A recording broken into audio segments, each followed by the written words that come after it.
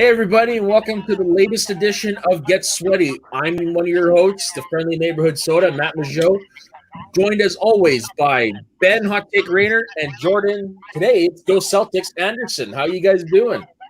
Good. How are you? Just enjoying a lazy Sunday about. What about you, Jordan? Doing awesome. Sunday's always a big sports day in our house, so obviously you can see I'm rooting for the Celtics today. I'm just not a big Miami Heat fan. Not really anything against them, but I'd really love to see that Celtics Lakers final. That's what I'm hoping for. So we'll see. You and me both. I'm not a big Yeah. basketball fan, but I'm very familiar with that rivalry, and I would love to see another chapter in it. That's for sure. Yep. Amen. Yeah, and I'm assuming you're Lakers, Ben. Yeah.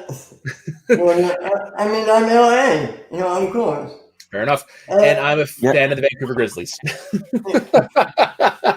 Yep, they got the game that on the Celtics and the Heat play. I think it's game 6 at 4:30 Pacific time. So I'll be tuning into that one.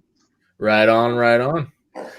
So we might as well just hop into it. So this is a section where we just talk about a few of the major news stories that happened this week. Jordan, this is your section, so why don't you lead it away? All right, so we're going to kick it off with some news over from Disney Plus. They have Nick Fury getting his own series on Disney Plus, so that's the big news this week. And basically, they say Samuel Jackson is set to reprise the role of Nick Fury in a new Marvel series currently in development at Disney Plus. Variety was the one that broke the news. The exact plot details of the show are being kept under wraps. Samuel L. Jackson also played the character in 2 episodes of the ABC series Agents of S.H.I.E.L.D. And the last time we saw Nick Fury on screen was in the post-credit scene of Spider-Man Far From Home, where you see him on a Skrull ship and just somewhere out in space somewhere. So there's not really a lot of details, but this is still a series that really excites me. But how about you guys, Ben? What do you think? Are you excited for Samuel Jackson Nick Fury series? I am. Yeah, God, you look so young, but you're the one that mentioned it in the chat. He's like 71 years old. Yeah, he's 71. Yeah, that's a year older than my dad. Yeah, it's crazy to think because he looks like to me honestly like he's in his late 50s or something. Like he looks young. Dude has lived a life like his Hollywood career didn't launch until he was in his 40s. Yeah, it's crazy. Yeah. He's a former heroin addict, I believe. He was a drug addict at one point, if I'm not mistaken. He was arrested during the civil rights movement. Like this dude has lived a life. Wow. Yeah, that is a long life. And yeah, I'm excited for this. I'm interested to see when they're going to take place. Even though he's 71, like you said, he's 50. So it could be a prequel. It doesn't have to be a sequel, but yeah. I don't know. I'm curious. How about you, guys? Matt? Well, I'm really interested in this because honestly, if Samuel L. Jackson is in it, I'm there. I'm just curious when when the show will take place. You know what I mean? Like where are we gonna have? Are we gonna have like the early years of Nick Fury? Are we gonna have him in space? Like that's where I'm more curious. But yeah, no, he did such a great job with Nick Fury. Of course, I want more Nick Fury, and I would love it to be his limited series. Yeah, and I just wonder too. Also, if it was going to be more of a prequel type, are we going to see some de-aging technology? Possibly. I'm not super excited about a lot of the de-aging technology that I've seen, but I mean, it is something that we might possibly see. So. Yeah, with him, you don't really need it because, like you said, he does look young as it is. I know, right? You don't need it to make him look young, but he still moves like a 71-year-old. Oh, for sure. In that scene in The Irishman with Robert De Niro, yeah, he looks young, but you can tell it's an elderly man kicking somebody. Yeah, that's exactly what I was gonna say. That like scene where he's like trying to curb stomp someone, yeah, Robert De Niro, but he looks young, yeah, but the movement you can definitely tell he's like still old. So yeah, that's the thing. Like you can make them look young, but you can't make them act young, I guess. Is there an example of this de-aging technology that so far has impressed you guys? I would have to say, I always say The Irishman, even though the movement didn't look all that fluid. Yeah, The look of them really I'm not into it. for sure. How about you, Yeah. Jordan? For me, the one movie that actually comes to mind that wasn't a huge fan of the movie, but the de-aging that they used was in that movie Gemini Man, where we had Will Smith going against his younger self, and in that movie, like whatever they used for the de-aging technology, it looked a little different than what they used for a lot of other movies, and it looked a lot more seamless. And then I'd also have to say a lot of deep fake things that I've seen also it look pretty cool, but like that's something that just kind of scares me. You have this movie that's supposed to be coming out where they're going to use what's his name, Dean, James Dean, yeah, and then when they want to put him back in a movie, even though he's passed away. So that's kind of some creepy stuff. 70 years ago. Yeah, right. Sure. Like, so that one infuriates me. I hate to say it, but don't you guys think that's the future? I mean, it is, but you're not casting James Dean. Nobody can act. That's the thing. You're acting. You're putting the image of James Dean, but you're not putting James Dean because nobody can act like James Dean. Nobody can be James Dean, the guy that died in 1956. Yep. You know what I mean? Like that's the part that boggles my mind. Like it's one thing if you want to recreate them for like a little bit, like the James Dean is in added for the story. That's one thing, but to do this and make him play a character in the movie, no, makes no sense to me. Like I'm gonna watch it just to see how badly they fail, but but it's just like but for me, my favorite. Sorry. To be fair, you don't know if they're going to fail. No, I don't know if I'm going to fail. I guess it is a little bit of bias, but it's just one of those what the hell are they doing moments. Right. For me, my favorite use of the de-aging technology actually is Samuel L. Jackson and Captain Marvel. Yeah, true. So I mean, they already did it once with him. So yeah, I mean, it worked again. It worked. Yep. Right. Okay, what's the next story there, Jordan? All right. So the next story is we got a new first look at the new George Clooney post-apocalyptic movie. It's going to be called Midnight Sky. It's a movie that actually wrapped filming in February, and it's going to premiere on Netflix. So I'm just going to give you a little background on the movie. So the synopsis says something's gone wrong. Far away, Earth is silent. Toxic clouds swirl around it in serpentine coils. Nothing seems to be alive below them. In the Midnight Sky, directed by and starring George Clooney, the crew of the NASA starship Aether is returning home after exploring a newly discovered moon on Jupiter, which turns out to have a breathable atmosphere and a habitable climate. But as they emerge from a communications blackout, they find out that the discovery of a potential new home for human beings has been overshadowed by the death of an old one. Clooney plays Augustine Lofthouse, a scientist at a remote Arctic research station who may be the last man on Earth. The astronomer is dying from cancer, and he chooses to remain at the snowbound observatory to end his days alone, the same way he lived them, except he's not alone. A child named Iris, played by an actor that sorry, I'm probably going to butcher the name. Kaolin Springall hid herself during the outpost evacuation and now depends on him for survival. He wasn't really into protecting himself at all, Clooney said. The little girl is a problem for him because now he actually has to take care of somebody. Augustine also begins to feel an overwhelming obligation to venture out on their safe haven. Ooh, as my camera dies there.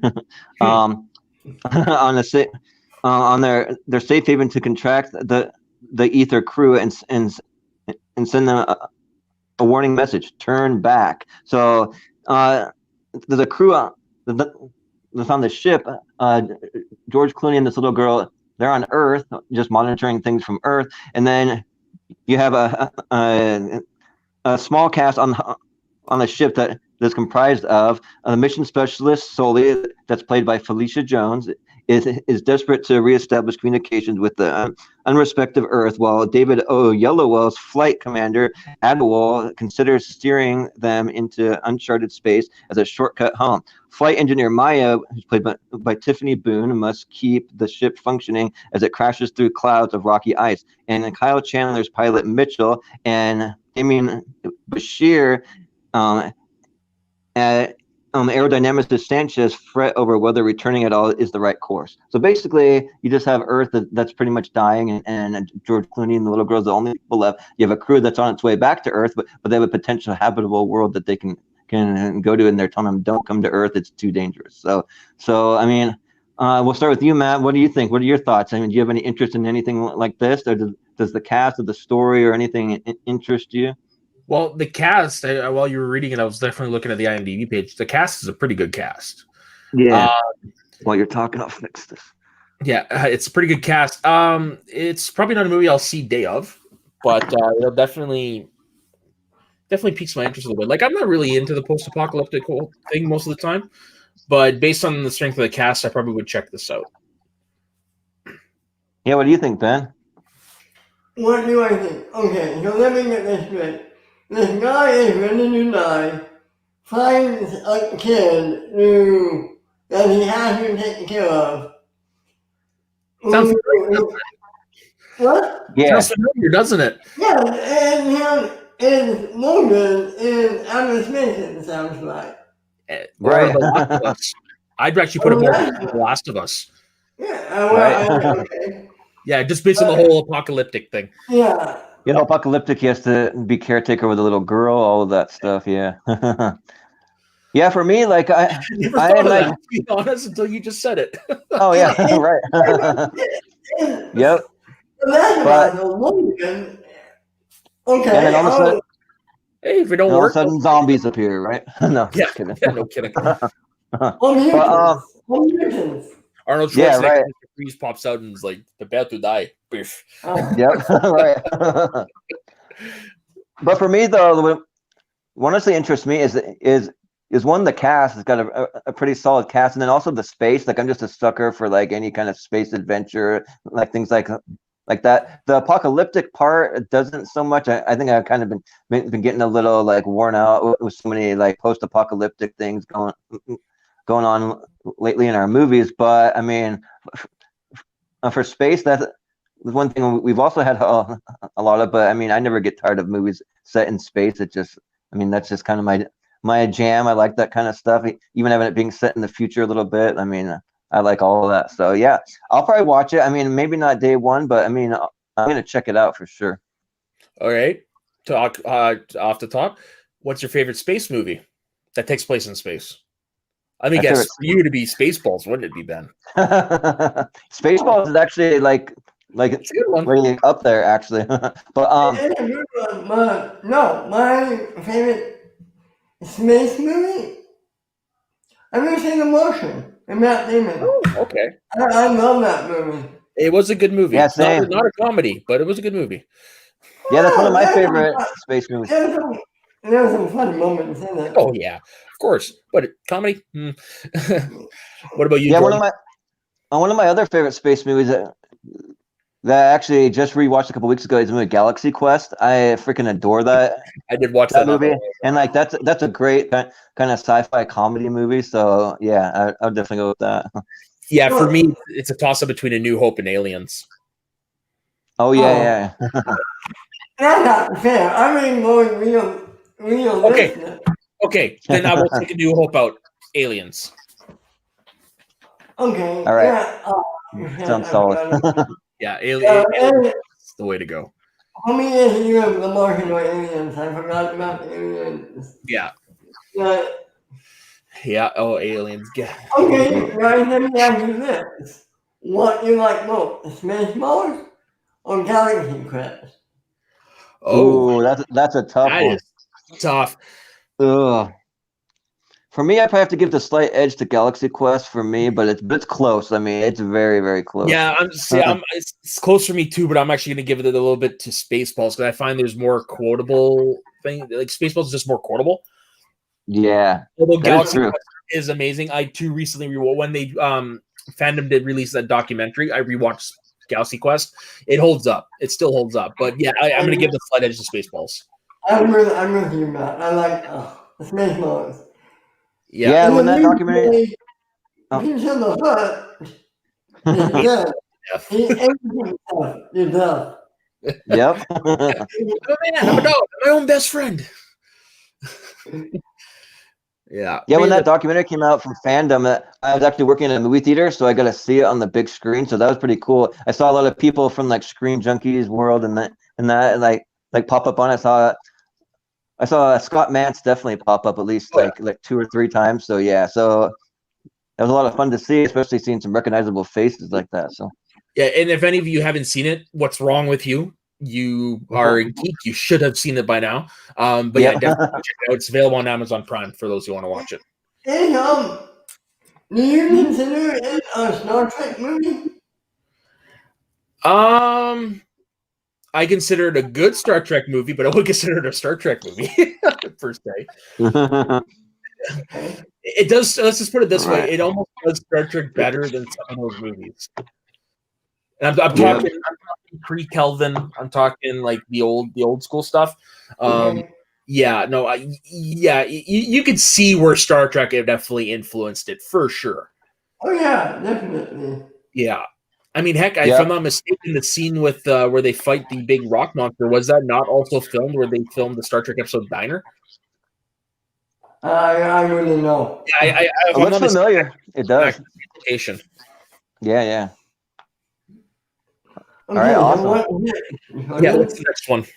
All right, so the next one we have a new movie on Apple Plus that Apple Plus actually won the rights to. The movie is going to be called Cherry, and it's going to star Tom Holland, and it's going to be directed by the Russo brothers, Joe and Anthony Russo.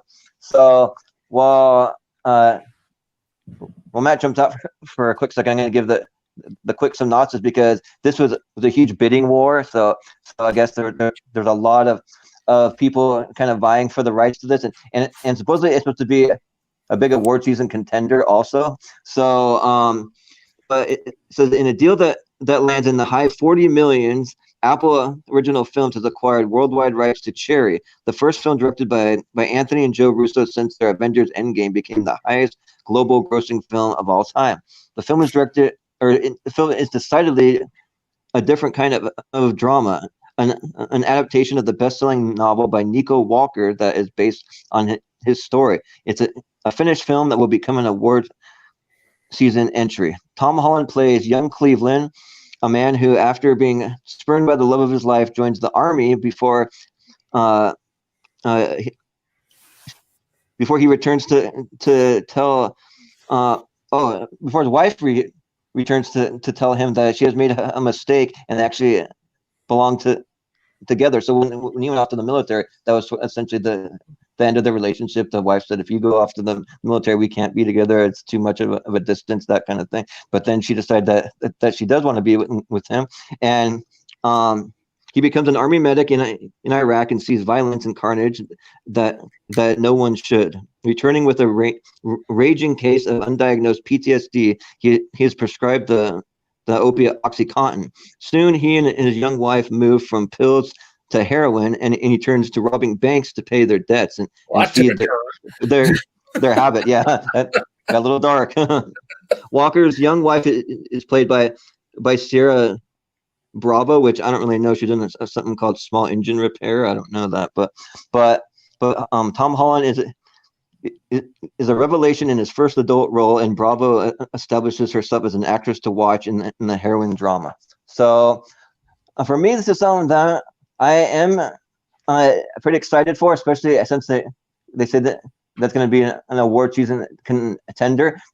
I was excited for his previous movie that came out on Netflix. It's called Devil All the Time, but I actually heard from some good friends of mine, and after reading several reviews, it got horrible reviews. Apparently, they said that movie was just total trash garbage. But the thing is, you can't always trust reviews. Sometimes you got to decide for yourself. So, I have yet to check out The Devil All the Time. But in this movie, Cherry, it just sounds pretty crazy. It just sounds like he was just in the war. He saw some pretty traumatic things, and then he came home. He got hooked on drugs, and to feed his habit, they went out robbing banks, I guess. So, I guess I'll start with you, Ben. What are your thoughts on this? Are you a fan of Tom Holland, and is this something you would want to check out? Well, okay, in my opinion, Tom Holland. Yes, he's my favorite Spider-Man, and I think he's great. The sound is really interesting. I'll check it out. PTSD, sound after work, hooked on drugs. Yeah, it sounds good to me. I'll check it out for sure. Awesome. What do you think, Matt? Yeah, I'll definitely check it out. Like that left turn it took kind of got me in Pete. And it's as you're reading the synopsis of it, I'm like, I can't believe we're now at a place where Tom Holland's playing a guy with a wife and going off to war. Like, right. still seems so young. Don't forget, I think he's in his 30s. Tom Holland? No. He was 19 when he was cast as Spider-Man. Yeah. He's in his early 20s for sure. Okay. Yeah, he's not that old. He's not my age. No. But he is, I guess technically old enough to have a wife, even though he doesn't look it. He's older. Yeah. That kind of mirrors real life, people marrying young. Yeah. No, I'll definitely check it out. It does interest me because I am curious to see what the Russo brothers can do post MCU godliness, right? Because that's really all they've done on the big screen so far is the MCU, if I'm not mistaken. Like prior to that, it was all television, right? No. Yeah, I think so. They did that one movie with Owen Wilson. You, Me, and Free. Oh, that's right. Oh, he was in that? I didn't even know that. Oh, that's like one of my guilty pleasure movies. I really like that movie. So, yeah, I'll have to check it out. Okay, I forgot about that. Fair enough. Yeah, for me, the thing that kind of gets me a little more interested that they had a bidding war over it, and that Apple Plus paid $40 million just for the rights to this. I mean, it's got to be something pretty good if they're willing to go to all that trouble for it. So, so we'll see if it was worth the money. Yeah. All right, what's the next one there, Jordan?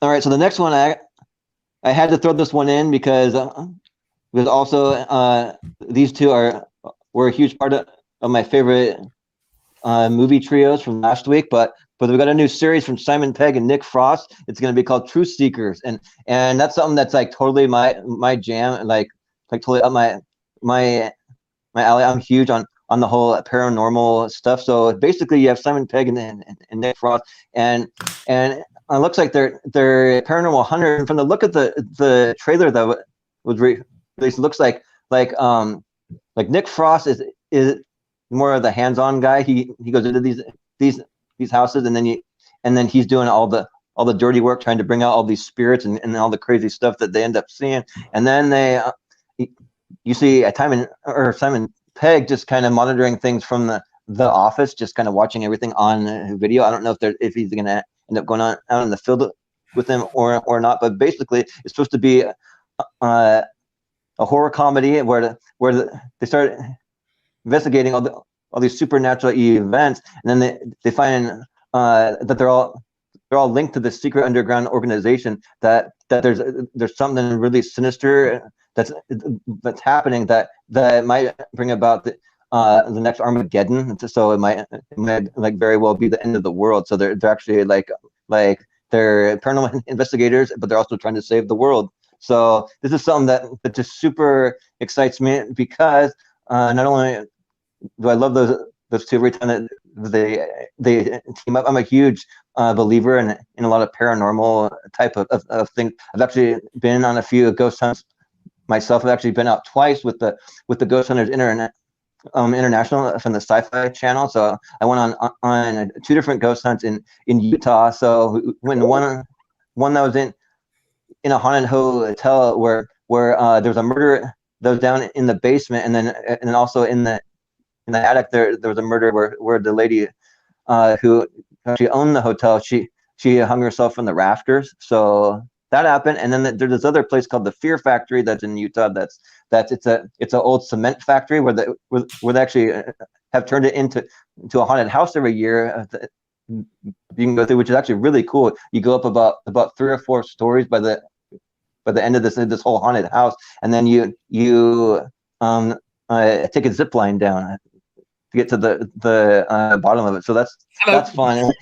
As long as you're not afraid of heights, but yeah. So that's part of another element to add to the scares of everything. But in that though, a legend is that they had this big kind of it's like a super hot fiery grinder that they would use to kind of melt down all the gravel to make cement. And there's a couple of guys back in like 50, 60 years ago that actually got sucked into that and were actually killed in that horrific way. So they say that like not only are there spirits haunting that place, they're malevolent spirits that are just like really pissed off. So yeah, so I have had a lot of fun doing that, but this series is I'm down for. I watch Ghost Adventures, I watch all that kind of stuff. But what do you guys think? We'll start with Matt first. What do you think of this? Is it something that would interest you, even for the comedy aspect? If it's Simon Pegg and Nick Frost, yeah, I'm there. I love them. I think Paul's an underrated comedy. Yeah, same. I agree. Yeah, I'm there. And also, I enjoy paranormal stuff. I'm not quite 100% sure where I fall on it, if I believe it or not, but I definitely love listening to paranormal stories and all that jazz, even though I did have my own paranormal thing once. But no, it's I can't. I'm excited. Like I said, it's Nick Frost, it's Simon Pegg. Only thing missing is Edgar Wright. Yep, exactly. How about you, Ben? What are your thoughts, Ben? Yeah. If Nick and Simon do Men in Black, it sounds like, and I'm all in on it. All right. Yep. If they're not any of this ghost, which sounds awesome to me. That's what it is, right? A little bit. Right? Yeah. Yeah, when you were reading it, like Simon Pegg's playing an analyst, sounds like him in Mission Impossible 3. Yep, right. Yeah. You. Yeah, he just seemed like I'm sorry? Oh, I was just gonna say he just seemed like that kind of guy that would like trick Nick Frost into going on all these paranormal things and be like, I'll just monitor you. I'm gonna keep things safe from afar, and he's just gonna sit and like monitor it when really he's the one that's like more scared probably. And so yeah, he just so Probably. yeah. And then have like Men in Black meets Ghostbusters meet Simon and yeah. I'm in for it. Why not? Yeah, where's it getting released, Jordan? Is it theatrically or is it on the streaming service? And so it's going to be on Amazon Prime, and it's going to be a series. So is what Something it's going to be. So, yeah. Yep, exactly. Yeah, there's a couple other actors that are involved.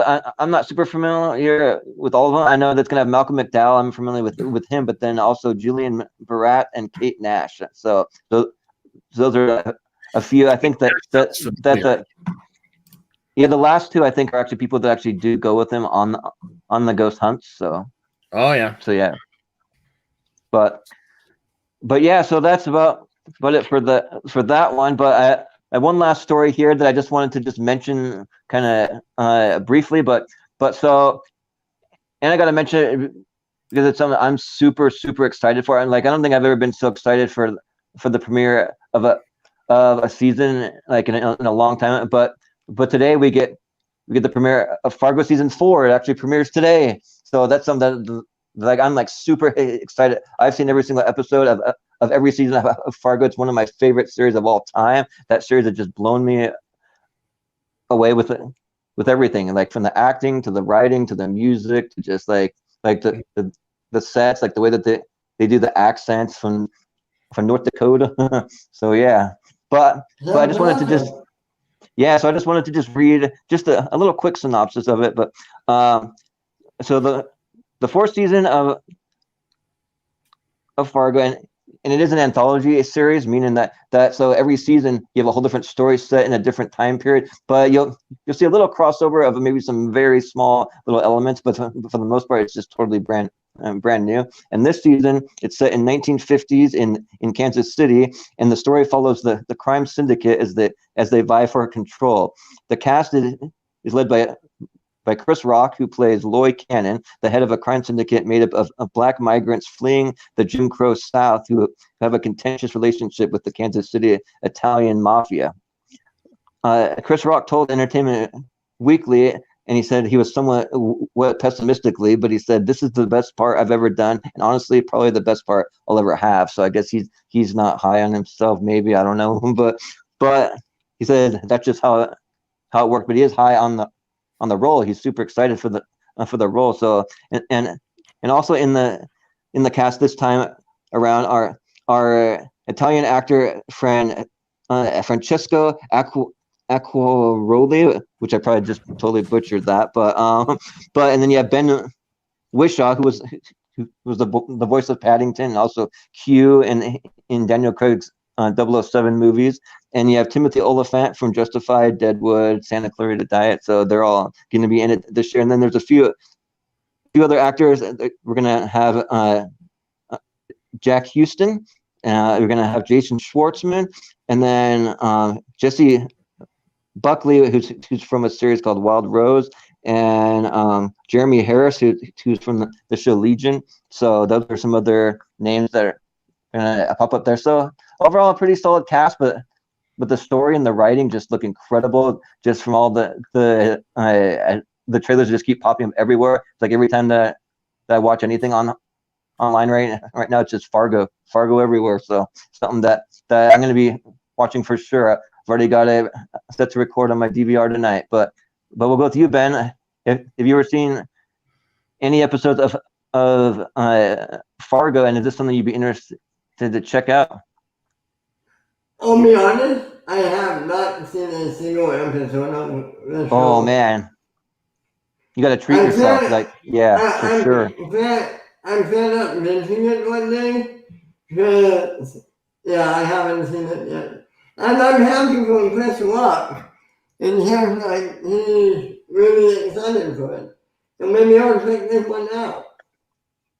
And also too, since it's an anthology series, really this isn't one where you have had to see the other seasons in order to enjoy it. You can start right into season 4, you watch all the way through it, and you won't even miss a beat because it's just its own contained thing. So that's another thing that's pretty cool for people that are new to the series. So, but what do you think, Matt? Have you ever seen Fargo? Do you have any interest in? I've seen the movie, but I haven't seen the TV show. It didn't really interest me. But the first time I saw this trailer when it aired there months ago, I hooked. I'm ready to watch it. I didn't know it was happening tonight, which is awesome. I can watch it tonight. Me neither. But you watch it tonight. I was down because I'm into those old timey class division stories and adding in the crime element, stuff like that. That's right in my wheelhouse. So I can't wait. Yeah, but I encourage everyone, even if you haven't seen one episode of Fargo, you can start right where season 4 picks up, and you're not going to miss a thing. So that's an awesome thing that this series does. So, but that's pretty much all that I have for the entertainment news. So, okay, well, before we go into sports, we have a comment that I'm going to bring up. All right. There's one comment, but a comment nonetheless. Yeah. Cool. This is from my buddy Mark again. Mr. Cohen, he said, "I just want to stop by and say hi. Great show. Gotta go." Yeah, he's like me. Me and him have had major ADHD, so he has a hard time sitting for a long period of time. He's just one of those guys that'll jump in and watch 10 minutes and then jump out, and then he may jump in again. So hey, Mark, if you're still around. At least it's of you. Can't go wrong with that. Yep. Exactly. Let's get into Swedish sports. Okay, right. So I'm going to take the first bit of this. So we are potentially 1 win away from the Tampa Bay Lightning winning the Stanley Cup. They currently lead the series 3-2. And they will unfortunately be doing it without their captain, because even though Steven Stamkos did return in Game 4 and scored a goal in his first shift, which is pretty nice considering he hadn't played since earlier in the year, he unfortunately will not be available for the rest of the series. But you know what? Tampa's played without him the playoffs and have looked like a dominant team. So, yeah, he's their captain, he's their best player, but really they haven't really missed him. So there's that, and I actually can't wait. Like I said, I personally would love to see Dallas win the series just to see Rick Bowness win. But hey, if Stamkos and them win the Cup too, I'm not upset one way or the other. It's been a great series so far. And that's really it for hockey. Now, for wrestling, we had unfortunately had a massive passing this week. One half of the legendary tag team, the Road Warriors, or if you'd only know them from the WWE, the Legion of Doom, Road Warrior Animal unfortunately passed away this week at age 60 of natural causes, which is very unfortunate and very sudden. Nobody knew. No, it just came out of nowhere. Like, there was no signs of any ill health or anything, which is very unfortunate. So my condolences to his friends. The Road Warriors, man, if you were lucky enough to have seen them in their prime, my God, when they debuted in 1983, there was definitely nothing like them, because at that time, it really was still the standard look, the black trunks, good guy, bad guy. These guys were really some of the first to go out there and look like total badasses with like the rock and roll music. Like, their entrance music during the 80s was Iron Man by Black Sabbath. That's how badass they were. Nobody looked like them with the big spiked pads and the mohawk and the reverse mohawk and the big bruisers who could throw people around. Awesome. I've heard stories that whenever enhancement talent would show up to the show and they saw their name right next to the Road Warriors, you could literally see their heart sink out their ass. Like, people were afraid to face them. But man, that's awesome. Arguably the most popular tag team in history. There's a reason why when somebody enters the arena and you hear a massive cheer in wrestling, it's called the Road Warrior Pop, and there's a reason for that, because it happened all the time during the 80s. As soon as you'd hear their music, the whole arena would erupt in screams. So, and I want to recommend a couple of their matches real quick. Okay. Cool. Let me bring up the document. I've got. Oh yeah, they were the first team to win tag team titles in the AWA, the NWA, and the WWE, and they are also part of 3 professional wrestling Hall of Fames: the WWE Hall of Fame, the Pro Wrestling Sports Hall of Fame, and the NWA Hall of Fame. And when it comes to matches, I've got a few here I'd like to recommend. Most of them are actually from their NWA run in the 1980s, which is when they were most popular. I like to recommend the Road Warriors versus Dusty Rhodes and Sting from Starrcade 88. The Road Warriors versus the Varsity Club at Wrestle War 89. The Road Warriors versus the Midnight Express from the Crockett Cup Tag Team Tournament in 1986. The Road Warriors versus Nikita and Ivan Koloff from the Great American Bash 86. The Nasty Boys, Road Warriors versus the Nasty Boys from WWE SummerSlam 1991 is when they won their first WWE Tag Team titles. And probably one of their more famous or infamous matches would be against the Midnight Express in a scaffold match. Now, I don't know if you two have ever heard of a scaffold match before. No, but it sounds like pretty intense. There's a reason they don't do it anymore. So basically, you've got a giant scaffold like 20 feet above the ring, maybe about that wide. And the point is, you win the match when you throw your opponents off. Wow. There's a reason they don't do that, because someone always gets hurt. This is the match where Jim Cornette infamously blew out both of his knees from falling. Oh, yeah.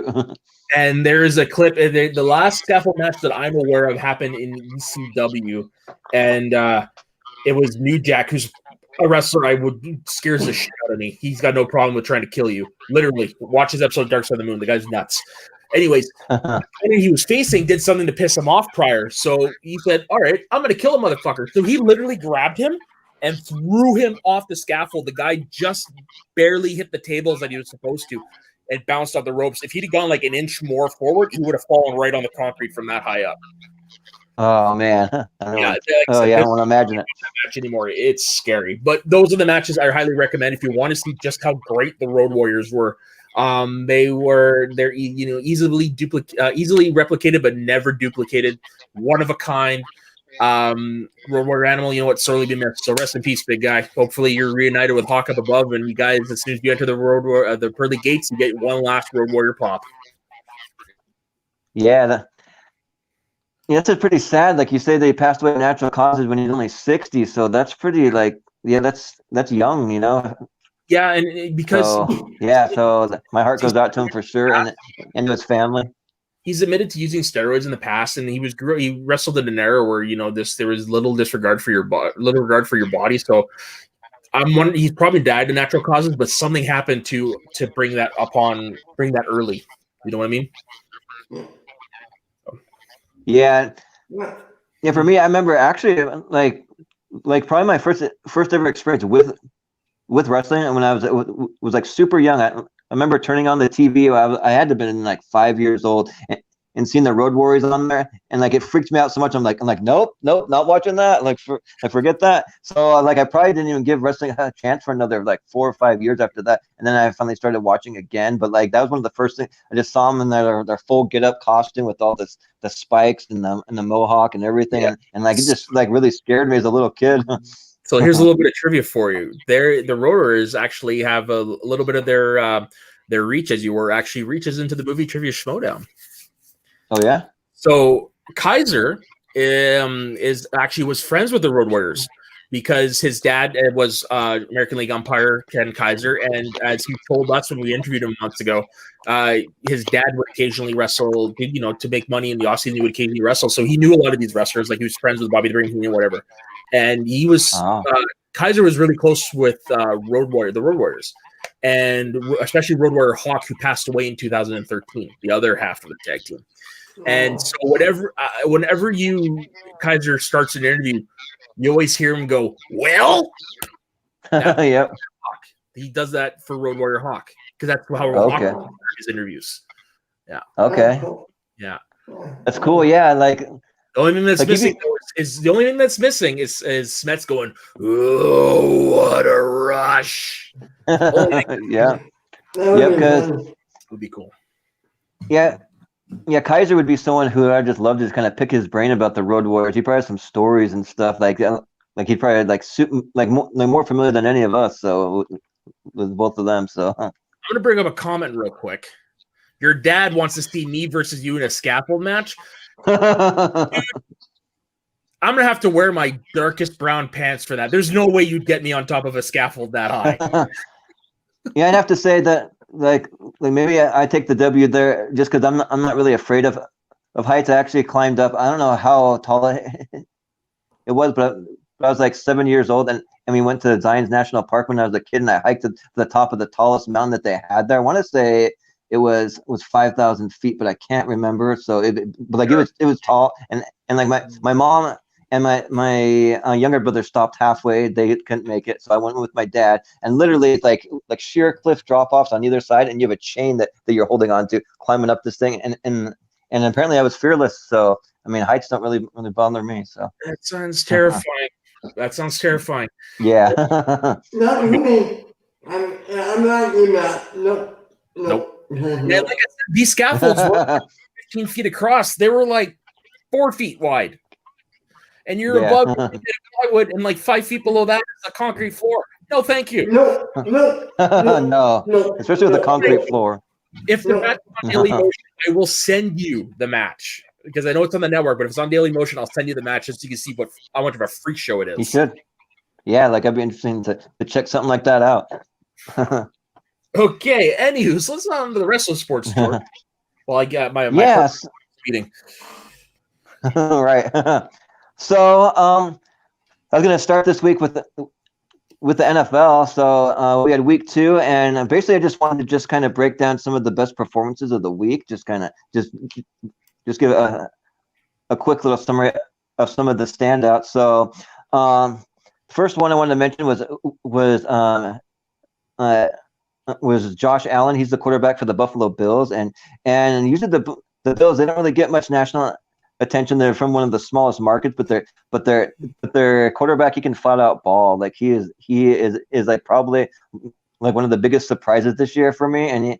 And they said that last week he completed 24 of 35 passes for 417 yards and 4 touchdowns, and the Bills beat the Miami Dolphins, which isn't saying much because the Miami Dolphins are horrible this year, but and have been horrible for a little while, but like he's just killing it. So, yep, exactly. So yeah, you have Josh Allen there. Then you also have Dak Prescott, who he's the quarterback for the Dallas Cowboys, and for the first half of the game last week, he played actually pretty terrible, and a lot of like Cowboys fans were just like, I heard were pretty bummed about it. But then he had one of those 180 turnarounds after halftime, and he just came out and he ended up playing lights out. He scored 30 points in the second half, and they ended up beating the Atlanta Falcons. He threw a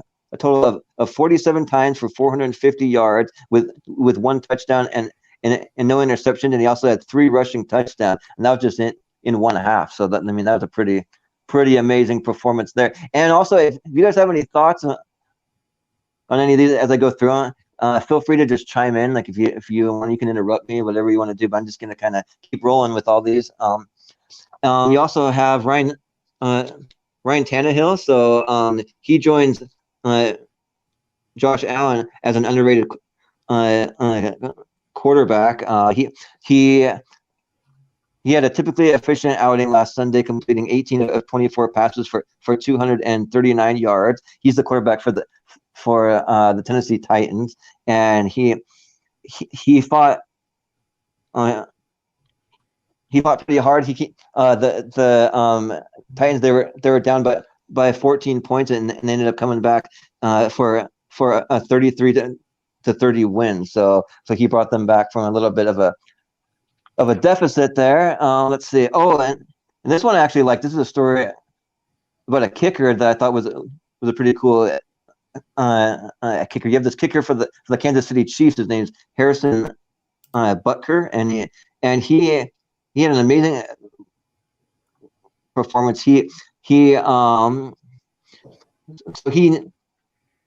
a 58-yard game-winning field goal in overtime to give the Chiefs a 23-30 victory over the Chargers in Los Angeles. But even though that sounds pretty impressive, that was actually his third kick of the sequence. So it started with the 53-yard field goal that was nullified by a false start, so it didn't count. Then he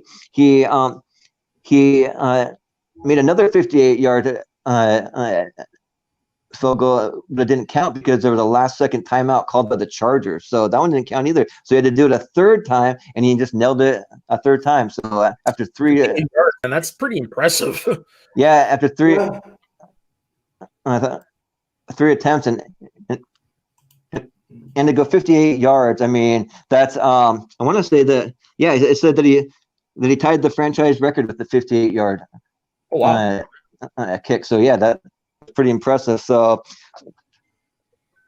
yeah, those are pretty much the standouts from last week. One thing I wanted to mention is like this year has been the year of like crazy injuries this year. So I'm going to go through just like a whole bunch of like crazy injuries that I probably won't even get through them all because there's been so many. And like all these guys, they're all starters. They're all crazy. So like I got to mention, so I'm watching the 49ers game with my wife. They had 5 of their starters. They're like big key guys all get injured last week. So, and it started out with their starting quarterback, Jimmy Garoppolo. He had a high ankle sprain. Then you have Nick Bosa, who's their starting defensive end. He had a torn ACL, so he's out for the season. Then you have Solomon Thomas, his starting running back, and he was out with the MCL sprain. Then you have running back Tevin Coleman, who was their other starting running back. So both the running backs out. He had a knee sprain, and I'm not going to go through it all, but I just want to show you my notes. So I actually listed everybody that's gotten injured last week in the NFL, and they're all starters. And if you look at the bottom paragraph, those are all people that got injured last week alone. Plus, it goes into the next page. So like the little top part, those are also injuries. I'm not gonna read them all because that's like insane, but there's so many. So like there's so many of these players that are just playing with their secondaries, with the backups, with like I mean this is like really has been unprecedented amount of just like all the injuries this year. So like it's something to definitely keep an eye on. It's like you may see like some teams like second, even third string players coming out and actually getting a shot to actually shine this year. So we'll see. Like I mean, it's all about staying healthy. Good for them, but it still sucks that it's at the risk of all those injuries. Yeah. Right, I know. Yeah, football is definitely a very dangerous sport. I mean, I'd put up there with like football and like hockey and rugby, and like probably those three would be like my like three most dangerous like physical sports. So Yeah, it's definitely. Well, Yep. no, 2 worse pads. And yeah, no, you're right. The football is a dangerous sport. Yep. Yeah, for sure. So, but yeah, that's all I had for the NFL. There's a little bit of news from the NBA. So this week the Lakers closed out the series with the Denver Nuggets. So the Lakers they're going to the NBA Finals. But for me, I've always been sorry, Ben. I'm not a big Lakers fan, but I mean I do respect LeBron and I do respect Anthony Davis. They're two great players, and I love watching them play because they're both some of the best of the best, and it's always fun to see greatness in action. Did you see the crazy stat that dropped yesterday? No, I didn't. And has more NBA Finals appearances than all franchises but 3.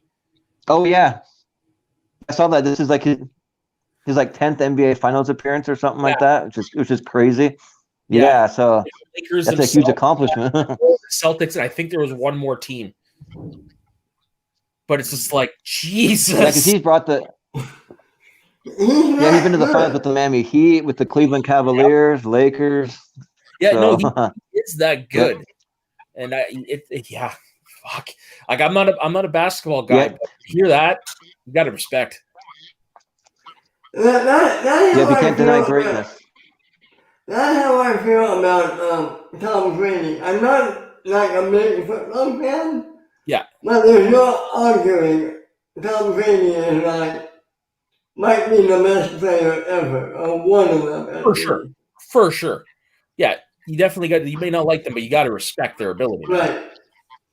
And definitely. I respect his ability. I respect who he's become as a player, as a person. I mean, and 10 NBA Finals appearances. Not even Jordan could do that. I know, right? So that is one thing where he has a one-up on MJ. Yep. Yeah, how many titles has LeBron won? Is it 4 or 3? I think it's 4. I want to say because I know that he won the Heat. Yeah, he won 2 with the Heat. I'm pretty sure. I thought he won 2 with the Heat and then 2 with Cleveland. He won 1 with Cleveland. And then he left to go play with the Heat. He won 2 there. Then he went back to Cleveland and he won another one. No, I don't think he won in the first go around with the Heat. Maybe he didn't. No, he's only won 3 times. Maybe he did ended up losing. 3 times. Okay, it's only 3 times. Wow, it's only 3 times, but he's been there 10 times. Yeah. It's like he's won in 12 and 13 with the Heat, and then he won in 16 with the Cavs. That kind of puts it into perspective. Yeah, 3 of 10, but still. Remember, he didn't win anything with Cleveland. That's why he left. Yeah. Okay, well, that makes sense.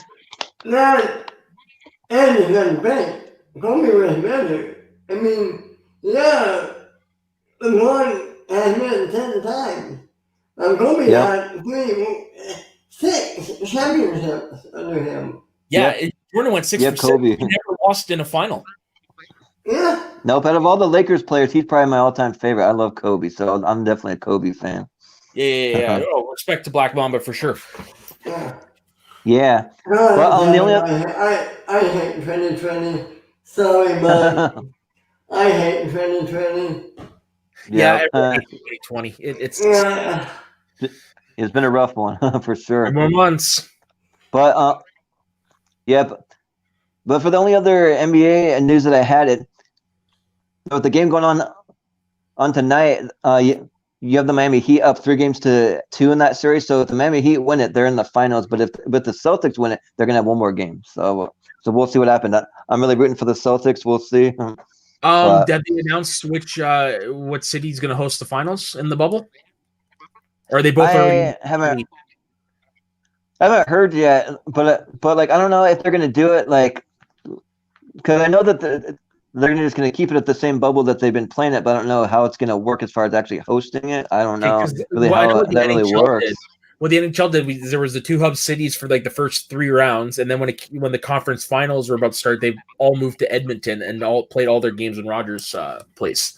So I'm asking if it's going to be a similar thing for the NBA. I can imagine. I would imagine so. I'm not totally sure. Well, I don't know. I'll have to look into that a little more. Definitely, but yeah, and then we also have the Major League Baseball playoff getting ready to ramp up. So I think today is actually the very last day of the regular season today. Yeah, which is weird. It's weird having so like it's been a pretty yeah, I know that is super weird. You had to think of, but I'm just gonna go over just a few of the matchups. I was gonna list them really quick. So on the American League, you have the Blue Jays taking on the Devil Rays.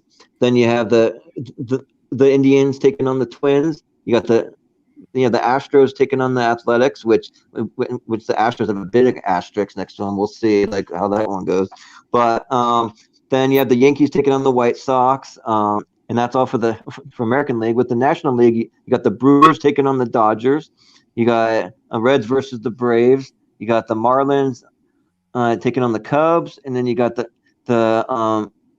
Cardinals versus the Padres. So those are all your teams. There, Ben? I noticed you did a tip of the hat thing. Dodgers. Oh, you're Dodgers. Okay. Makes Dodgers sense. fan. Oh man, I would have loved a Dodgers Yankees World Series a couple years ago. Yeah. Yeah.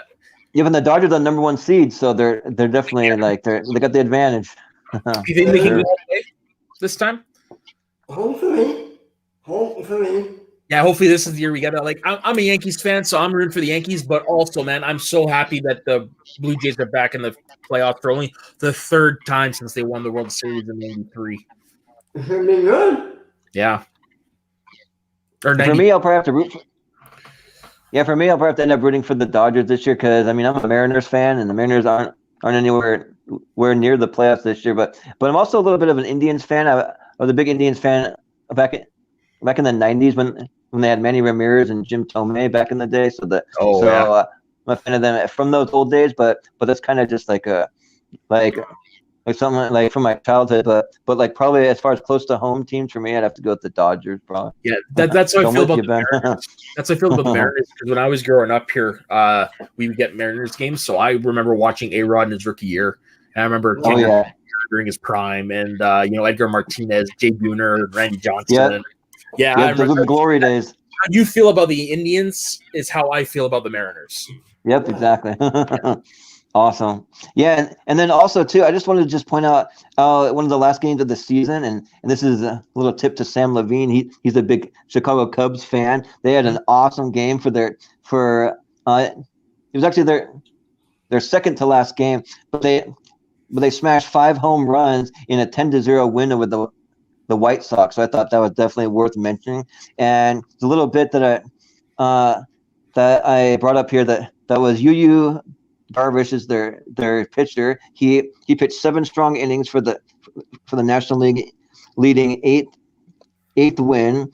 Wilson Contreras homer brink of clinching the NL Central title, but by pounding the crosstown White Sox 10-0 Friday night. Victor, and I'm probably going to butcher all these names, but Victor Caratini, Kyle Schwarber and Javier Baez also went deep as Cubs used the long ball to break out of an offensive funk and end a 3-game losing streak. So that's like what a way to end a 3-game losing streak and to close out the season basically with 5 home runs and a 10-0 win against your crosstown rivals in the White Sox too. So yeah, so that's pretty amazing. So, but that's actually, no, I forgot that I wanted to mention. So, like, I like to, from just time to time, throw in just a couple obscure sports. I know we always cover all the main like hockey, basketball, baseball, football, all of that. But I want to mention this story here that Michael Jordan actually he went in with a NASCAR driver, Denny Hamlin, and he's starting his own a NASCAR Cup team. That they only have one driver now, and it's going to be Bubba Wallace. So I've never been a huge NASCAR fan, but I always was a big fan of Jeff Gordon. He is always one of my favorites. I always love watching number 24 in the old DuPont car.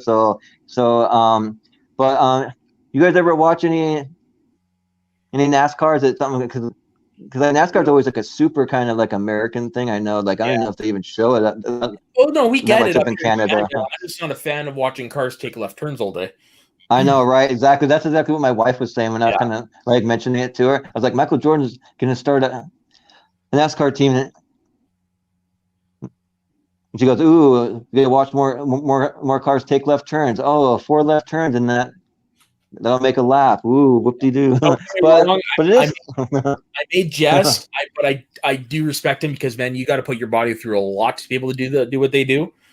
Oh yeah. It's all in jest. Like I they're stronger guys than I'll ever be. Yep, exactly. And actually, back home in Idaho, like I actually used to go to the racetrack all the time. There's a lot of fun to go and watch all the sprint cars race. So I'd watch all the sprint cars with like the big wings on them, and then watch the like drag races. And then they'd even do this really cool thing at the end of every season. They have a big demolition derby. And for me, I always said that it was redneck racing at its finest because they would do this thing where essentially all the cars they would tow boats behind them. And they would have this big boat demolition derby where they had a big a tanker truck filled with water, and they would wet down the whole entire track, including even the center grass area, and then they would just ram into each other and try and knock each other's boats off, and the last one standing that still had any part of a boat, even a piece of a boat left, and then they were the winner. And then they set the winner's boat on fire at the end, and then shot off fireworks. So that's like redneck, like entertainment at its finest, right there. Yeah. Woo! Yeah. The only thing I know about race car, one of my favorite race car drivers is if you hit the fish, you laugh, from Ricky Bobby. That's right. Yep. Ricky Bobby, shake and bake. I couldn't do it. I tried. Really? I remember my friend looked at each other and like, what the fuck did we just watch? Oh man, there's just so many great lines, and I love Sacha Baron Cohen, where he's like, "I am coming for you, Ricky Bobby." He's like the French guy or whatever. That's for sure. Yep. But that's all I got for sports. So, actually, I do want to give just like a 2-second shout out. So there was a little short story that the Mountain West Conference for college football and the Big 12 are actually going to start up a little 8-game season this year. It starts on October 24th. So in honor of that, my all-time favorite team in the entire world to root for is the Boise State Broncos. So I got my little Boise State band on just to support that. So go Broncos. Okay. Yeah, that's it. Now we're on to the next section. Are we, Jordan? Yep. Okay. That's it. We're good to go. Just making sure. What's going on in the community this week? What's going on? Not that much in the community, but they did announce the Small Out Team tournament that I thought we would go over. For sure. Do you want me to bring up the bracket? I do have it right here. Okay, you can do it. Yeah, go ahead. Share screen. Why won't it let me share screen? Let's do it. Let's get into it. Oh, it's because it's not open in a browser. That's why. Okay, you might have. Oh, no, there it is. There we go. There we go. All right. So let's go over this. Let's start with the let's start naming the teams on the left side. First, we have Thomas Hall playing from the 10. Then we have Frederick Sam playing from the Swag. Then we have Founding Fathers playing the winner of the Witching Power and the Misfits. Okay. Then on the other side we have the odd couple playing Category 9. Then we have the Section playing the Lethal Weapons. Now, which one of these do you guys like? Which matchup? Sorry, Yeah, or which team? which matchup of which team do you guys like? Oh, Let me see God. here. Sorry if I gotta squint. I'm on my phone here, so I gotta look closely at this. But yeah, Huh. Okay, you guys go. Okay. and for me, I'm actually pretty excited for this play-in match. Like Yeah. for me, I always like seeing some of the like teams you don't get to see as much, and the teams that don't really get a big shot. And also, I've been like super impressed to see the witching power there. I mean, like Perry Nemiroff, she's been like playing lights out, and especially with Haley Fouch. I mean, and they got a good vibe and a good team up with their friendship and everything that they have. So I think that they're going to be a force to be reckoned with, and if they end up beating the Misfits, then it'll be fun to see them go up against the Founding Fathers for sure. I think that'll be I can't wait. I'm pretty looking fun forward one. to the Misfits myself. Do I think either of these teams will be the Founding Fathers? No. But No. yeah, I'm curious to see the Misfits because they were supposed to compete actually earlier in the year before all this shit happened. That's because I was talking with Adam Witt earlier in the week, and that's what he said. Like they were supposed to have quite a few matches, but then the COVID and all that jazz. So I'm actually curious to see how him and Eric Zipper do as a team. Me too. So you don't think any of these teams can beat the Founding Fathers? Final Exam could. Yep, that's what I was thinking. No, but I mean, from the playing match. Oh, from the planned match? No, I don't think. Honestly, I don't think so. Like anything is possible, but just based on odds alone, no. Yeah. There's a part of me that, I want using Vincent Power to go up against the Founding Fathers, only because that would be like a little Collider reunion in a way. Yeah, I guess. Yeah, Roca, Fouch, and Perry. Yeah. Yeah. Yep. But yeah, I think it's going to be Founding Fathers. I think going to be the finals. Me too, but I think I'm predicting the best match of the tournament. Final, if it gets to this Final Exam versus the Founding Fathers. Ooh, yeah, that's going to be fun. Yeah, that's gonna be fun. I mean, I forget who's in category 9. That's Jader the Hurricane Paramo and Brandon Hanna. Okay. Okay, that's going to be a good match. Oh, for sure. That's gonna be a good one too. Because Paramo's good. Yeah, he surprised me quite a bit this year. So like he's good. I mean, he's like one of us. He's the fan. So he's on all of our sides. Yeah. Now let me ask you this. If the odd couple loses, do you see them breaking up? Yeah. Yeah. Yeah, I see them I breaking kind of do too. Like, I kind of feel like they're a little on the rocks. I don't know how well Jeff Snyder's loyalty is to Roxy. Really, I mean, I don't know, but I mean, we'll kind of wait and see. Like I don't know, he just does his own thing. Like he's a wild card. So yeah. Okay, let's say they break up.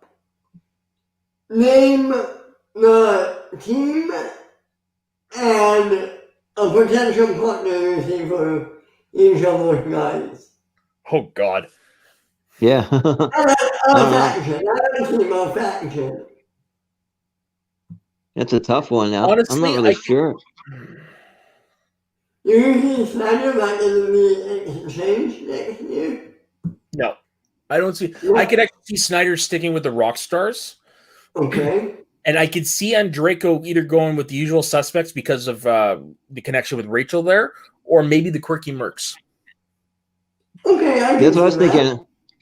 I can see that. Yeah, Yeah, I was thinking maybe Andreyko going over to the quirky Mercs just because like I feel like he'd be a good fit for not only Koi, but you have the connection with Perry there too. So Yeah. Yep. And then remind me again, um, who's in Deception and then the Lethal Weapons? So I'm trying to break down Deception is Marisol McKee and Adam Collins, the two new folks from Corruption. Ooh, and Adam Collins has been playing good too. That is a scary team. Yeah. They're the sleeper team. I want to see the Founding Fathers versus Deception in the final. That would be pretty cool. That would be pretty cool. The Lethal Weapon, is that? That's Guy and Irwin. That's Guy and Irwin. Yeah, that's what I thought. Oh, yeah, they're going to be a force to be reckoned with too. So, yeah, that's going to be a good match. I think Deception has that match.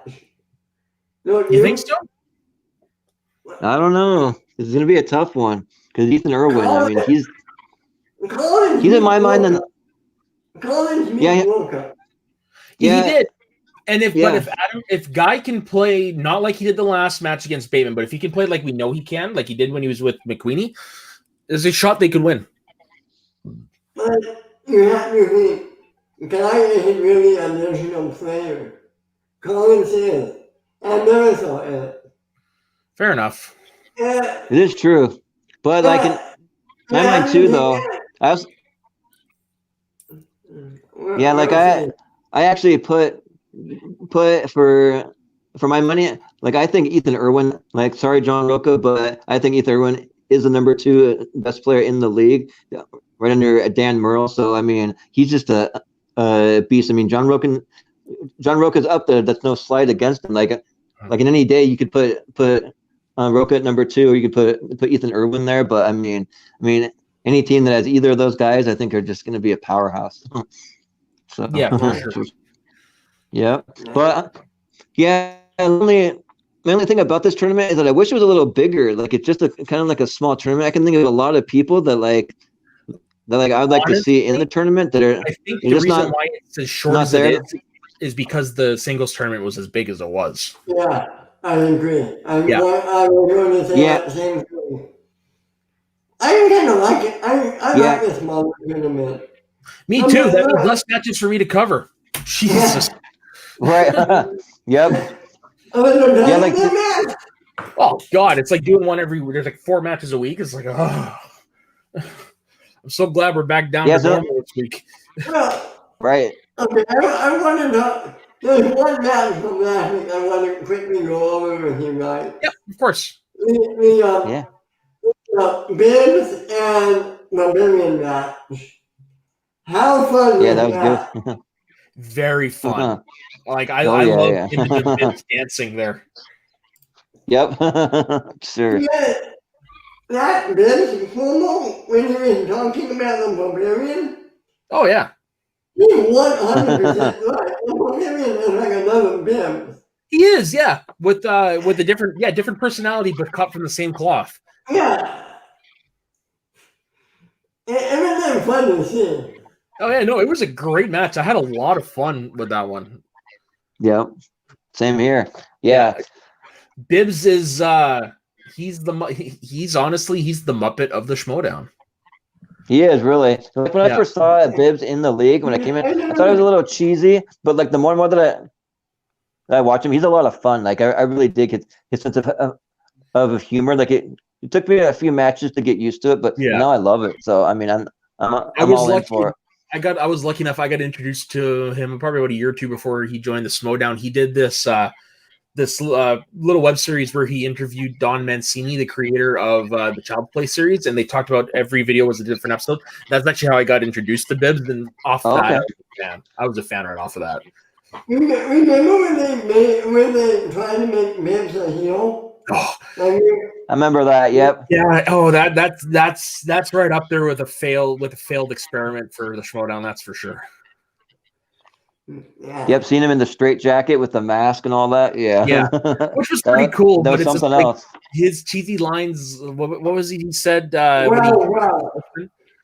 just see you or something like that. Yeah, it's like. Oh yeah, where's it? He said, "I betray you," and when he left betray you. the Yeah, four horsemen, he's like, "I betray you." Yeah, I'm just like, okay.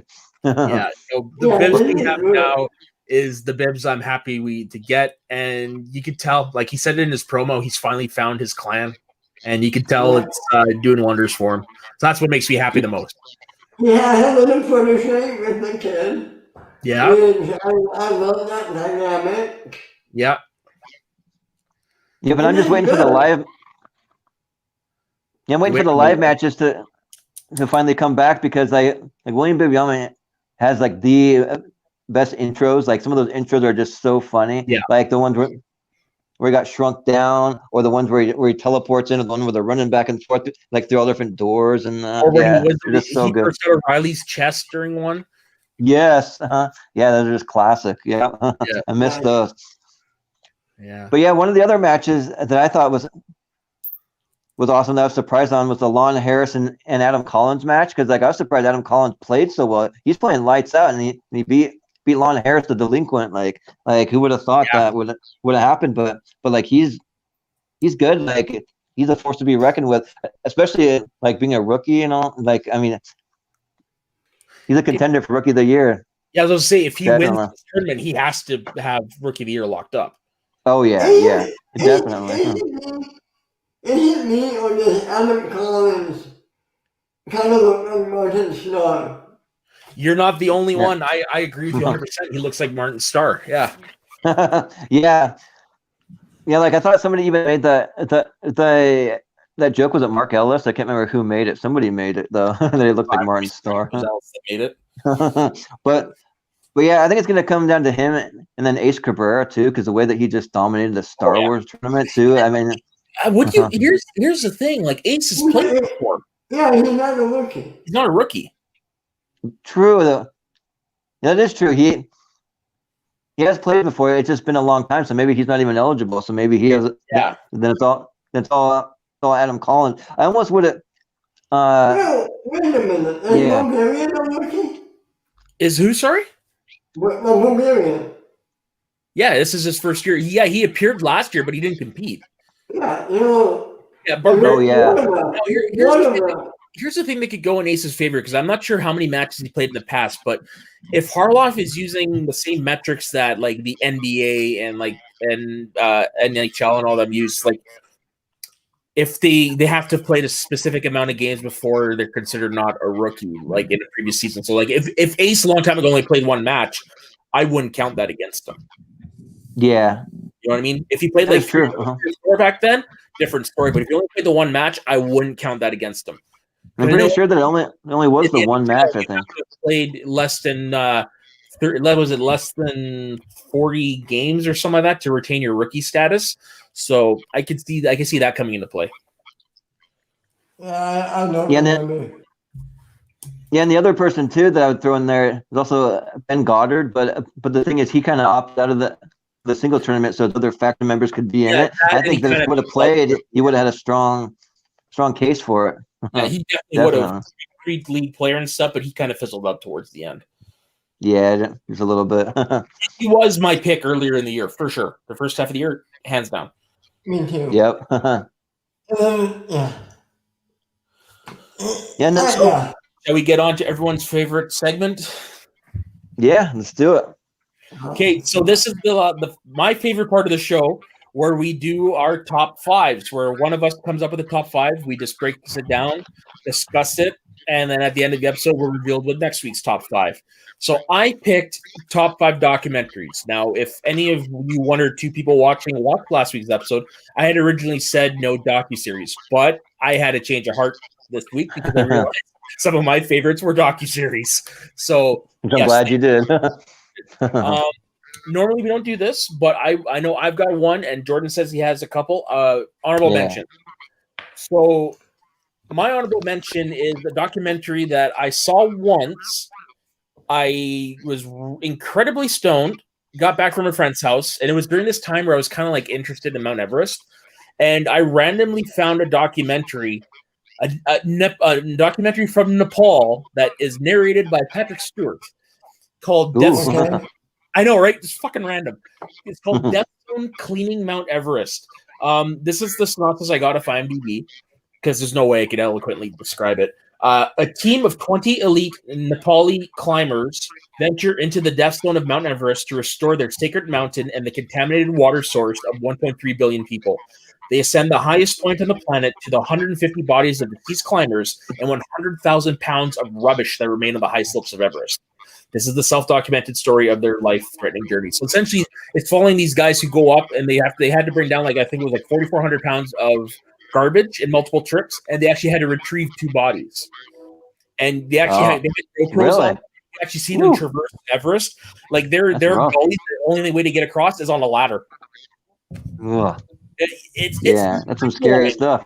It's mind-blowing. And I've tried to find it since, and I can't find it anywhere. I can't buy it on eBay. I can't stream it anywhere. Can't find it to buy on Amazon. It's nowhere. I'll have to look for it. Yeah, what do you say that's called again? It's called Death Zone: Cleaning Mount Everest. It's Death Zone, a really good documentary, especially if you're into that sort of thing. And just you're seeing parts of the world you never thought you'd see.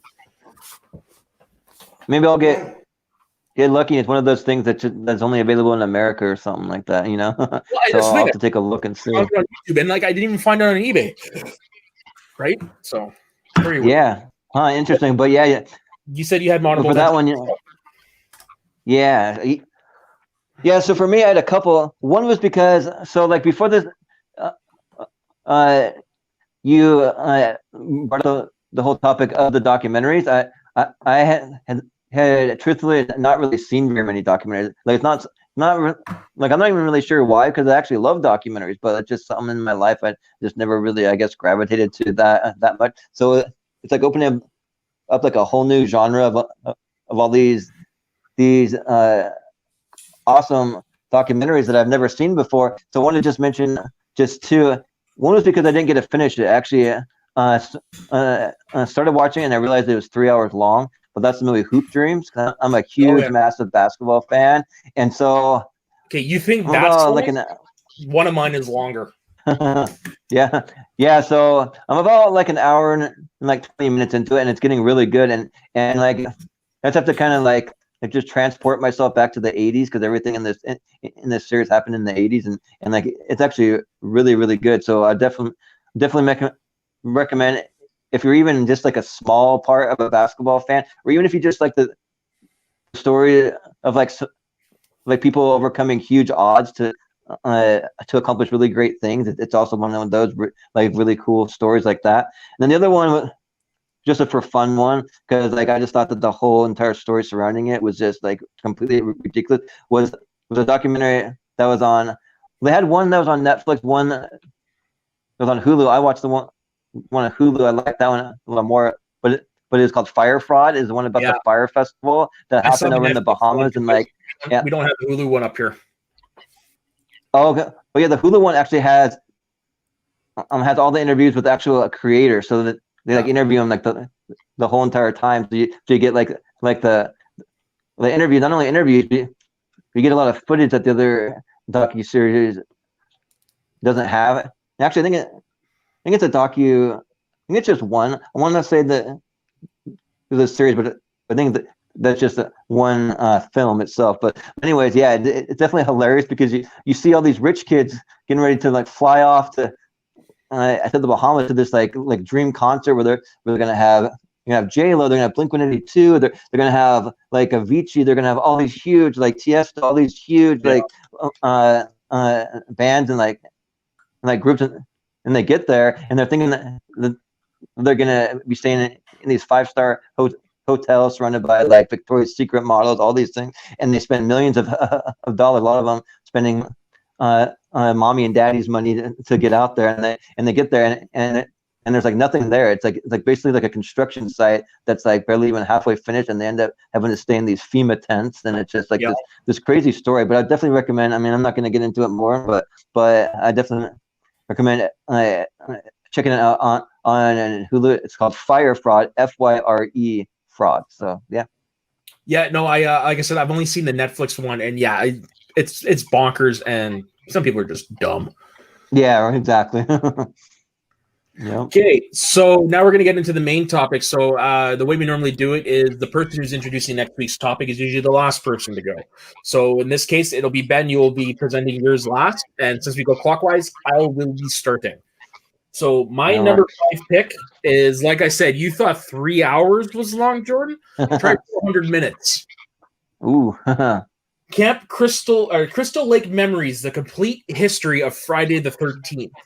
Oh wow! Now, I didn't know they had that. I watch it every Halloween. It could easily be interchangeable with the one for Nightmare on Elm Street, Never Sleep Again, which is equally as good. But this is the one I revisit the most. This is the synopsis for it.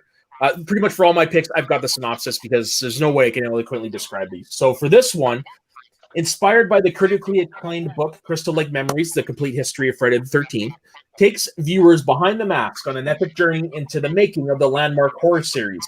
From its humble beginnings in 1980 at a New Jersey summer camp to the blockbuster release of its 2009 reboot, which I say is underrated.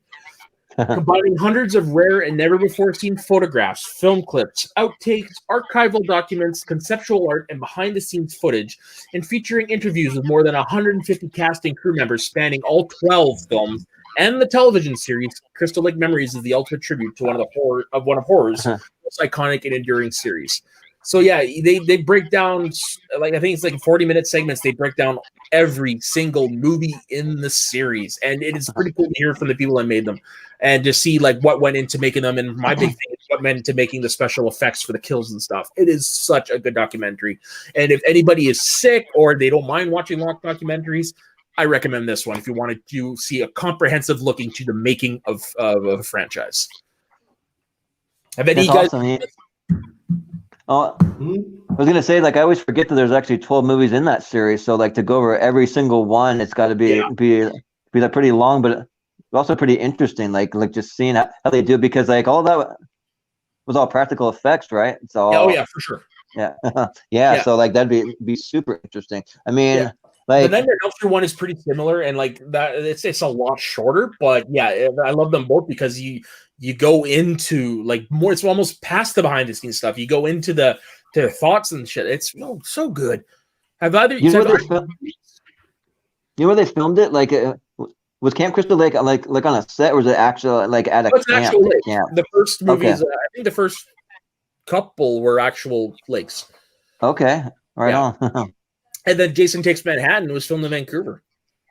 Wow. Oh, cool. Right now on. That's a funny one to delve into, because Manhattan's only like the last little bit of the movie, and it's somehow on a cruise ship. It's I've only seen like the first two, I think. So I mean, those are definitely some of my blind spots for sure. But somewhere in here, I've got the entire film series. I watched the first one and it ended up being more about like Jason's mom. So then I'm like, I got to watch the second one, and I got to see what happens. So honestly, I would recommend 4 and 6, and then 7, which is Manhattan, just for fun if you want to laugh at it. And of course, I would recommend Freddy vs. Jason, the crossover. Okay. Oh, I have seen Freddy vs. Jason. I forgot about that one. That one was fun. Have you seen any of the Friday the 13th, Ben? Nope. I'm not a slasher guy. I'm sorry. Oh, no worries. I'm the opposite. I love slashers. I'm not a big fan of the psychological horror because I find them boring. Yeah, see, I'm just right in the middle. Like I love a little bit of each, as long as they don't go too crazy over the top. I mean, some of the gore in Friday the 13th can go pretty over the top, but like I just like the character. He's just a classic character, so I'll watch him. I'll definitely watch him. Okay, so Jordan, you're number 5. So my number 5. So if you can't tell, I'm a huge basketball fan. So got a couple sports ones on here, but one of the ones that I wanted to mention, I actually rewatched it about a month ago. There's one that I watched years ago, but there's this documentary from ESPN. It's called Without Bias, and like essentially what it is. Back in the 80s, you had this basketball phenom who went to Len Bias. Len Bias. So then Len Bias, he went to the University of Maryland, and like he was he was touted to be like the next Michael Jordan. Like he was almost as good as Michael Jordan, if not almost better than Michael Jordan. He just had the same drive, the same determination. He just like would just play, just lights out. And like when you even watch him, like the closest thing anyone could ever compare, they even had the former coach of North Carolina, Michael Jordan's former coach, on the documentary saying that like the next closest thing that Michael Jordan he's ever seen was Len Bias, and there were certain games where he would even put Len Bias ahead of Michael Jordan, which is crazy. Wow. It's just crazy to think, but there's this whole tragedy surrounding him because he was actually so he went to the University of Maryland in the 80s. I want to say it was like about 84 or so ish, and he was actually drafted to the Boston Celtics. So I mean, you would have seen him play with like Larry Bird, Robert Parrish, Danny Ainge, like he's like a whole bunch of those guys from that Boston Celtics team. And then so he gets drafted, and then 2 days later he goes out to celebrate with his friends. He's super excited about getting drafted. So he goes back to the University of Maryland campus to some of the dorm rooms, and they throw him this big party. But everyone's doing cocaine, and they're doing some pretty heavy drugs and stuff. And so they start passing around all these drugs. They're not really thinking much about it. So at that time, it was almost like a normal thing that they would just do it here and there. It wasn't a huge deal. But he ended up snorting some cocaine, and then he ended up having a seizure, and then he passed out, and he never came to, and that was the end. He actually died right there in the dorm room, and you get to see like all the interviews firsthand of like all his friends recounting the whole entire experience. You get to hear from his family members, his parents, brothers and sisters. But like I just imagine like if he would have to play. He's like, imagine him going up against Michael Jordan. Imagine him going up against like Isaiah Thomas, just some of those greats from the 80s, Magic Johnson, like all those guys would have been incredible to see. And I just felt like the world lost out on like probably one of the most epic things. It's like, who knows? Like, I still think Michael Jordan would have been what he was because he's Michael Jordan. Like, yeah, I think he still would have come out on top as one of the greatest players that ever played the game, the greatest player, but like he would have given a run for his money for sure. So I mean, have you guys ever heard of this story? Like, do you guys know? I have, just because there was a time when I used to once upon a time, Netflix America was way better than Netflix Canada, so I actually did the VPN thing and I got Netflix America, and I actually did a documentary. That's how I knew who Len Bias was. Yeah, very tragic story, and it's a very well made documentary. Yeah, it is for sure. Have you ever even heard of this, Ben? Like, like for a lot of people, like I asked some of my siblings, some of my friends, even some that are big basketball fans, they hadn't even heard of him. They're like surprised this even happened. Like what the heck? They're like all in shock. So yeah, it was like we were talking about just doing a little bit of research on it. But yeah, it looks like a few weeks after his death is when the House of Representatives began writing anti-drug legislation, and the law provides a mandatory minimum prison term of 20 years and a maximum life sentence. Yeah, it's he's got a law name after him. Oh wow. Yeah, that totally makes sense. Yeah. Crazy. I didn't even know that. Yeah. Okay, so what's your number 5, Ben? My number 5 is about a TV show. Comedy. And how they make an average episode. And they only do it in 6 days. Oh, I know which one you're talking about. 6 days to air. I'm making a South Park episode. Yeah, that was a good one. It was great. You didn't see how well these guys work together. Trey Parker, Matt Stone, and you think they come up with these genius ideas in 6 days. It's amazing. And yeah, I mean, they're really not that much in it. they grew up together. They were lifelong friends. Yeah. Yeah, if you're ever wondering just how South Park stays so topical with the things they discuss in the episodes, this is pretty much what you should recommend to anybody to watch it, just to show the process of it. Because this is amazing how fast a turnaround on an episode it is. 6 days, incredible. That's nuts. Because normally it takes like a year. Used to back in the day. It's bonkers. So I have to ask, are you guys going to watch Wednesday night? Oh yeah. Wednesday night for sure. Yeah, I've Yeah, ever since this whole watch the pandemic special. I'm always curious to see how South Park was going to handle it. I hope nothing's off limits. Oh, dude, nothing is off limits with them. You know that. Yeah, I know. We're making him so good. Yeah, for me, it's like South Park. Opportunity satirists. Yeah, for me, South Park though, it's kind of like I have a love-hate relationship because like they'll have some of the most hilarious episodes I've ever seen in my life, with the humor's like just like spot on. But then you have these kind of episodes that are so far over the top, and it really takes a lot to really offend me. But there's some things that I've like literally found offensive. Like there's things like on one episode they're like talking about like raping dogs and raping children, all these crazy things. And I was like, that is just over the top. I'm just kind of like I don't know about this, but there are like when they don't go too extreme. I think South Park is totally awesome, and I even do like a little bit extreme, but not.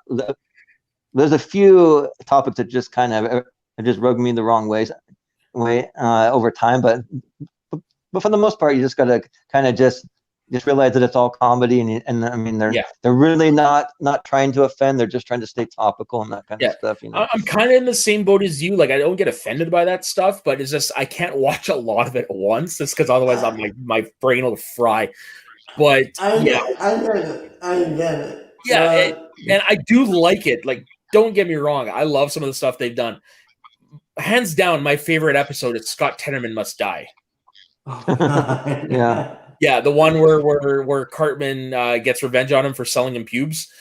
Yeah. Okay, I know that. Yeah, I love the line at the end where he's like, "Dude, we're never pissing Cartman off again." Yeah.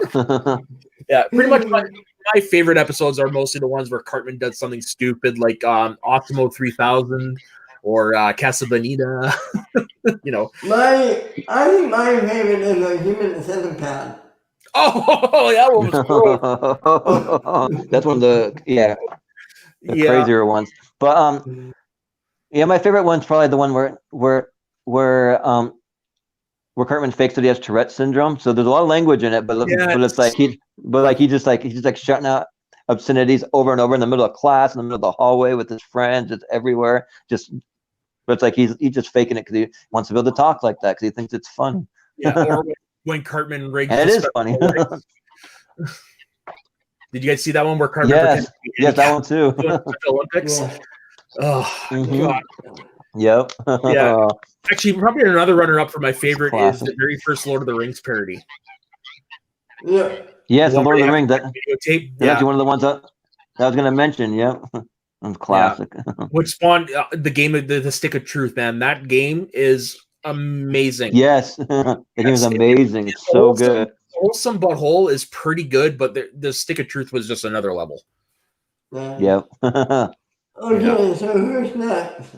So that'd be me with my number 4. All right. So number 4 is is my first of 2 docuseries. It is Ken Burns' Country Music. Now, I don't know if you guys know this, but I'm actually a fan of country music, specifically the stuff covered in this documentary. The country music that's around nowadays, I personally don't consider it country music. I consider it more the Leonard Skinner Southern rock genre. But no, with this one, it chronicles the history of a uniquely American art form, rising from the experiences of remarkable people in distinctive regions of your nation, not mine.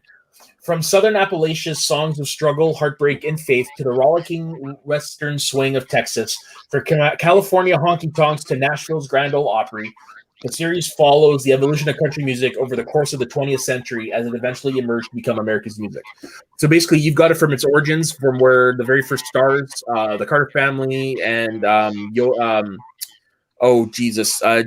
Jimmy Rogers and those guys, to like they go in depth with Hank Williams and like Willie Nelson and stuff. Then they transition into the 80s. It is a great documentary. And you don't have to be a fan of country music to appreciate it, but it really helps if you are. Nice. And I'm guessing they cover Johnny Cash in that? Oh, for sure. They definitely do cover Johnny Cash. Yeah. Nice. Yeah. No, they cover nice. so much. Yeah, for me, for me, I'm a bit of a lukewarm country music fan. I definitely have on my Spotify. I have my country music playlist. Whenever I'm in the right mood, I kind of keep all my country music a little separate. I got to be in the right mood to play it. But I always keep up with it though. Like I'm always checking if there's new cool country songs. Like I already went through and like dove into the past, found all my favorite country songs from the past, and then whenever anything new comes out, I add it to that playlist. But I got to be in the right mood. Usually I'll listen to it like when I'm doing something outdoorsy, or if I'm like on a road trip. Sometimes I'll throw it on. I love it. I'm specifically like late 80s, early 90s, so like the Randy Travis era, Garth Brooks era, George Strait, my favorite song, Alan Jackson's Midnight in Montgomery, about being visited by Hank Williams' ghost. Like so many good things. And the accompanying soundtrack to this documentary is a great starter for anybody who wants to get into country music. It really is. They got everything from the Carters hits, Jimmy Rogers hits, all the way down to like Garth Brooks. Yeah. Oh, nice. Yeah, and especially anything by Ken Burns. Like I'm always down for Ken Burns. Is one of the master documentary makers and narrator, all that stuff. Yeah, and like what's funny is I didn't realize that one of the first big country hits was the song "Let the Circle Be Unbroken." Oh, really? You guys hear that song? Yeah, that was originally a hymn that was rewritten by the head of the Carter family, and they recorded it, and it was, I think, the first country music hit. Oh, wow. Yeah. Nice. Yeah, like I said, you don't have to be a fan to appreciate it, but it's definitely a worthwhile documentary, especially if you want to like learn more about truthfully, if you want to learn more about American roots, because that's essentially what country music is. It is the root of America. Yep. This is a Canadian saying. Yep. What is your number 4? So my number 4 is one that so I have an aunt who's been just preaching about this documentary for years, just saying that I got to go see it. Her and her husband saw it when it was in theaters. Actually, that they actually caught it in like a little local theater that they have back home in Boise, Idaho. It's called the Flicks. They play like all the independent movies, any documentaries that come up. They play all that stuff. But the documentary is called Searching for Sugarman. So so I don't know how familiar you guys are with it, but like basically it's an incredible story about. So there's this guy. His name was Rodriguez. So he's this guy who he recorded a couple of albums back in the 70s and maybe in the 60s. I think it might have been the 60s, but his music, which is absolutely incredible, some of the most incredible music I've ever heard. And actually, I just watched this documentary for the first time yesterday, and like the music was just getting me super emotional. I was getting like goosebumps and chilled, like his. So essentially, Rodriguez he recorded his first album in the United States, but then it ended up being this huge flop. And his music is very akin to like a Simon and Garfunkel, kind of like almost so like the Beatles, like some of their stuff. Yeah, so like it's like really, really good stuff. It's like imagine like the best of like Simon and Garfunkel has ever had, the best of the Beatles, like he's that, and like from what I heard, like even better than a lot of their music, even similar to like some of the like the Rolling Stones, some of their like more like slower hits, kind of, they're more mellow stuff, and so after he recorded the first album, it was a huge flop in America, but somehow somebody got a hold of it, and they and they brought it over to South Africa, and so in South Africa, and they showed it to a few of their friends over there, and they're like, "Oh my gosh, like this is incredible! This is like some of the most incredible music I've ever heard in my entire lifetime." And then from there, the album got passed all around South Africa, and it ended up selling millions of copies. Like essentially, he was bigger than Elvis Presley in South Africa, though. That was the only place, and because of the time period, it happened during the time of apartheid, so there's a lot of like communist type stuff going on there, to where like I can see my camera slowly sinking, but yeah, so yeah, it was during apartheid, and so the government, they actually banned a lot of his songs, because he has a few songs that are about speaking up against the establishment, like being your own person, not letting the man hold you down, a lot of those type of songs. And so they actually take the records and they would scratch out those like specific tracks off the actual the record. They'd like take a needle to the actual vinyl and they would scratch it so they could listen to that. Then also on top of that, they wouldn't allow anybody to bring his music outside of South Africa. So it was a huge hit there, but then like nobody else ever heard his music outside of South Africa. So then this guy who was the owner of this record store in South Africa, and there was this big urban legend that Rodriguez killed himself on stage because they wondered why he had never had another album. And eventually he did have a second album. I think it came out about like 5 or 6 years after the first one. So we had 2 albums total. And he so this guy from the record store, he heard about the urban legend that they supposedly killed himself on stage. The urban legend was that he actually set himself on fire on stage because he was this guy who was known to like just play all these small clubs. He didn't really play any really big venues, and like he always seemed like maybe he was a little bit depressed. He kind of angsty, kind of just like to have a little bit of a darkness to him. And so that's what the urban legend was. So but then they weren't ever able to confirm it, and so they go on this huge journey all over the world. So they're like going through all of his lyrics, like trying to see if there's any connection in any way that they could be able to like track this guy down, because like he was almost like this like folk rock god in South Africa, and he was almost a bit like seen it a bit of a prophet, because a lot of the things that he said actually came to pass in his music. And so they like visited all the places from his songs. They couldn't find him. Years and years go by, and then finally somehow like they made this website. This is in the 90s. They made this website saying like we're searching for Sugar Man, which I don't know why they actually called him Sugar Man. His name was actually Rodriguez, but the guy from the record store, they called him Sugar Man. So that's just what the name of the doc ended up being. But he made this website with his picture on the side of a milk carton that said, "Have you seen Rodriguez? Anyone with any link to this? Please contact."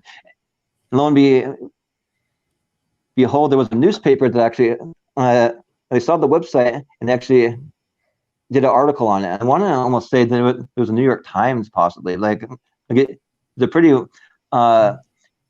big newspaper in the United States. And I guess there's this girl who actually ended up reading the newspaper article, and ended up being Rodriguez's daughter. So Rodriguez's daughter saw it. So yeah, so she found out about the website. She goes on the website, and they said, "Hey, this guy that you're talking about, that's my dad. He's actually living just outside of Detroit, Michigan. So if you want to get in touch with him, I can give you all his contact information. Like he's not dead. He's still alive and kicking. And so as far as South Africa goes, though, all the people, they all really believe this urban legend that he died on stage. Like I said, as far as everybody there knew, it was like one of the greatest musicians to ever live killed himself on stage, and that was that. Everyone, they just believed that. And they say in the documentary that if you went to anybody's house and you looked at their record collection, they'd always have like Simon and Garfunkel, they'd have the Beatles, they'd have the Rolling Stones, and then they have one of Rodriguez's albums. They just always have it, just be common. But in the United States, he sold maybe like 7, 8 records total, and nobody even knew this guy. No one knew who he was. So eventually, I track him down, and a long story short, they bring him back over to South Africa, and they have him do this huge concert. And like when they find him in Michigan, he's this lowly guy that's just doing some construction. He's not doing anything big. He's living just a lowly life in this small little home, and he has a couple of daughters that are grown and old and out of the house. But they interview him, and they bring him back to South Africa to do this concert, and it's like this once in a lifetime huge event where it's like this rock singer that's like coming back from the dead, essentially. Like everyone thought he was dead, and he goes to this concert, just thousands and thousands and thousands of people show up, and like his mind is just totally blown. Like, so Rodriguez himself had absolutely no idea that he was that popular in South Africa. So,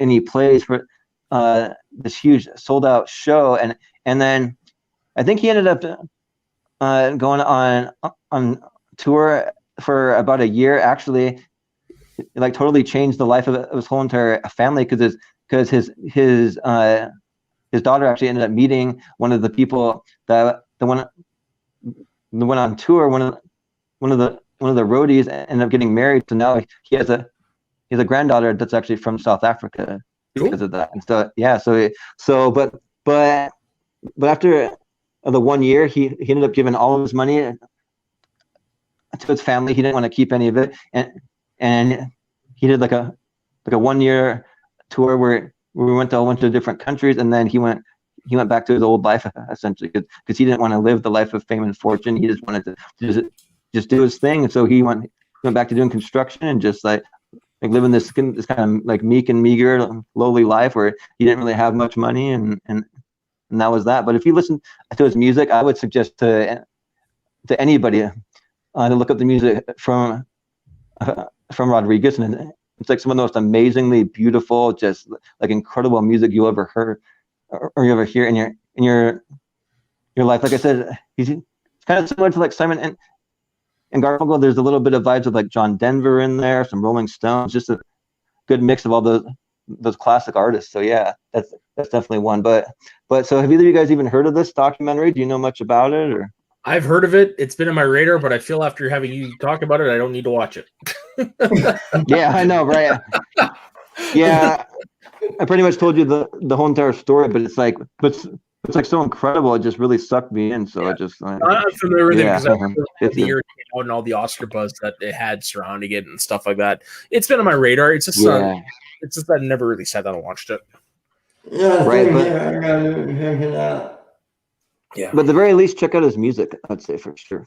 yeah, I'm always down for new music. We're new. Okay, what's your number 4, Ben? All right, Ben. My number 4 is Look Up in the Sky. It's a documentary about Superman. I have it right up there. Okay.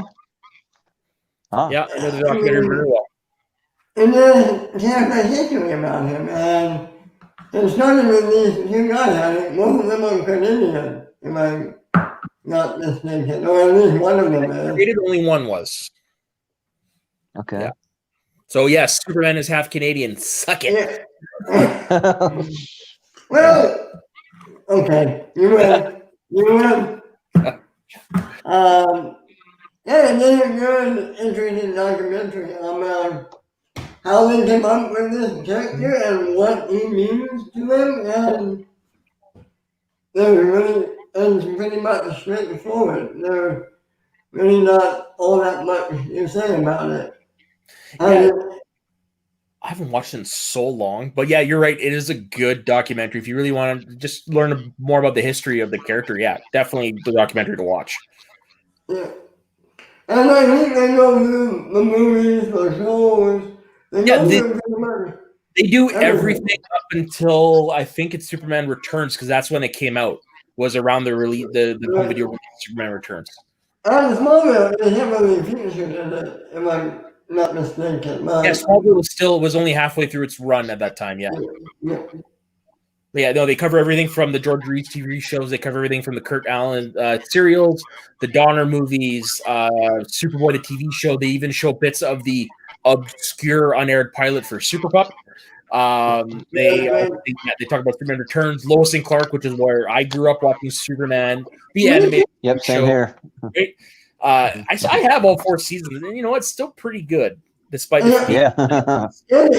You know what I always say about that show? It was ahead of its time. Oh, for sure. Because it Lois Oh, and yeah. Clark, and that came out in the era of Castle, in the era of all these procedurals. Yep. I think it would have found its footing, and I think they could have, pardon the pun, I think they could have taken it off and become something really good. I mean, it was great already. I mean, yeah. Yeah, you're 100%. You're 100% right. But I think the biggest contribution that it actually brought was, I don't think they had done it in the comics at this point, but they made Clark Kent the main character, not Superman. Right. Because everything up to then is he was Superman masquerading as Clark Kent, but this one, no, he's Clark Kent who masquerades as Superman, which I like. And to be honest, it was my introduction to Bruce Campbell. Yeah, mine too. Yeah. Oh, okay. Yeah, he played a villain in the show. Yeah. Yeah. I like a recurring villain. Oh, okay. Yeah. Yeah, no, Love me some there's Bruce a lot Campbell. of great gems in that show. Yeah. And yeah, that's my number 4, The Color in the Sky. Okay, so my number 3. Cool. That's definitely one I've never seen. So yeah, I'm gonna check it out. Yeah, you probably can find it. It's probably like you can get it for a couple bucks, probably on like iTunes or something. Yeah, exactly. Yeah, but it's definitely worth watching. It's only an hour and a half, so yeah, it flies by. No pun intended. Cool. Right. Okay. So my number 3 is a documentary that's available on Disney Plus, but I watched it prior to that because I own the DVD. It's called The Boys, the Sherman Brothers story. Do either of you know who the Sherman Brothers are? Yeah. No. The people who made Mary Poppins songs. Yeah, their music is unforgettable. Their name is There you legend. go. The Boys, the Sherman Brothers story is an intimate journey through the lives of Robert and Richard Sherman, the astounding, prolific, Academy Award-winning songwriting team. While their songs, A Spoonful of Sugar and I Want to Be Like You, to name a few, celebrated family entertainment and happy endings, their life together was not as harmonious. Go behind the scenes for a fascinating glimpse into how Walt Disney used the language of music to bring the brothers together, creating a cinematic legacy like no other. Now, really, the main crux of this is their relationship, and it turns out for the last, I'd say, 20 years of their of Richard's life, because Robert's still around, or still the way around. Anyways, they actually didn't talk. Really? Yeah, there's something happened. They go into it in the documentary, but the older brother, after he came back from war, kind of really wasn't the same, and it kind of affected his moods and some of that. But something happened where, yeah, they didn't talk for like 20 years up until they died. Oh wow, that's a shame. And it's a great documentary because you hear like what went into the creation from both their points of view. You go into what was the creation of all the songs that we love, like Chitty Chitty Bang Bang, Spoonful of Sugar, Bare Necessities, all that stuff. Or my personal favorites, Tuppence to Spare. Yep. Which is also Walt Disney's favorite song, and every once in a while he'd ask them to play it for him on the piano. Yeah. So it's if you have Disney Plus, highly recommend that documentary. You can watch. You know what? I recommend any documentary that from that series. Like there's Waking Sleeping Beauty about the Disney Renaissance. There's Walt Disney and El Guapo, and then there's the latest one, Howard, which is about Howard Ashman. Yeah. Okay. But yeah, for me, The Boys is the best one of the series, and it's a nice glimpse into a time gone by. Yeah, and they wrote like seriously all the best Disney songs, like all the classic Pretty ones. much. Like I just feel like the music in current Disney movies is good, but there's just something about those old classic Disney songs that are just I don't know if it's a nostalgic thing for me, if it's just they're just that much No, better. you're not but wrong. All the songs Uh-huh. pre-Disney Renaissance, because I'm a big Renaissance fan. So from Great Mouse Detective to Tarzan, anything pre them, the best pre that, the best songs were written by the Sherman Brothers. Yeah. Did you ever see Saving Mr. Banks with Tom Hanks? Oh, for sure. Yeah. Colin Farrell was robbed of an Oscar for that movie. Yeah, he was. Exactly. Yes, he's the best part of that. Do you guys remember who played one of the brothers? I can tell you who plays both of them: BJ Novak and Jason Yeah. Courtney. Yeah. Okay, so those are the Sherman Brothers. I was going to ask that. Those are If the the, Sherman if those are Brothers. the, Okay, so to put things into context, the one played by BJ Novak is the one with the limb and stuff. That's the one with the issues that. I figured. Yeah. I mean, remember them. Yeah. But yeah, that's my number All 3. right. And like I said, if you guys have Disney Plus, man, go watch it. It's a good documentary. It's really well done. Well, Jordan, your number You're number 3. All right, so my number 3. Right. Yeah. So I won't give away with the whole entire story this time, but but so a lot of my documentaries come from like the last few years because I feel like I'm a little like not really newer. I wouldn't say. I just been watching more documentaries recently. So my number 3. Yep. Yep. So my number 3 is actually the Beastie Boys story, the one that just came out recently about the Beastie Boys. I haven't watched it. Yeah, that it's incredible. So I mean, it was directed by Spike Jonze. So like that right there is already he's an awesome director there. And then you get to see the 2 Beastie Boys that are still alive. So you had Adam Yauch. He passed away, I want to say, in like 2010 or 11 or something like that. And so I don't think it was that far ago, was it? I thought it was. Maybe it was a little more recent than that, but I thought that they might have mentioned that, but yeah, you can double check that. But you still had Ad Rock and Mike D. They get on stage, and essentially the whole entire thing was a live show that you could actually attend. So you're not wrong, man. 2012. Okay, yeah, it's 2012. Yeah, you weren't off. Yeah, I thought that it was about that time, but for me, like I was always been a massive Beastie Boys fan. Like I grew up with all their music. Probably my favorite songs is probably Intergalactic, just because I just love the music video and just like the style of that song. But I love all their music. No Sleep Till Brooklyn, that's another classic. They just have like Fight for Your Right to Party. Yep. So like they have so many awesome songs, and so you get to see Ad Rock and Mike D. They're up on stage in this theater, and then they have videos, and they show like videos from them when they were kids, from when they were young, from when they got older, and just of them just having the time of their life, and just the best friends who got together, and like basically they just take you through their whole entire journey from start to finish, how they got started, how they became big. They even had some lulls in their career, and then where they're at now. But it's definitely worth checking out for sure. That they really like do a deep dive, and it's pretty fun. And you have all the Beastie Boys music, and then also some. I think they even do a new original song that was made specifically for the documentary, so which is pretty cool. So yeah, I would definitely recommend that. Where'd you watch it?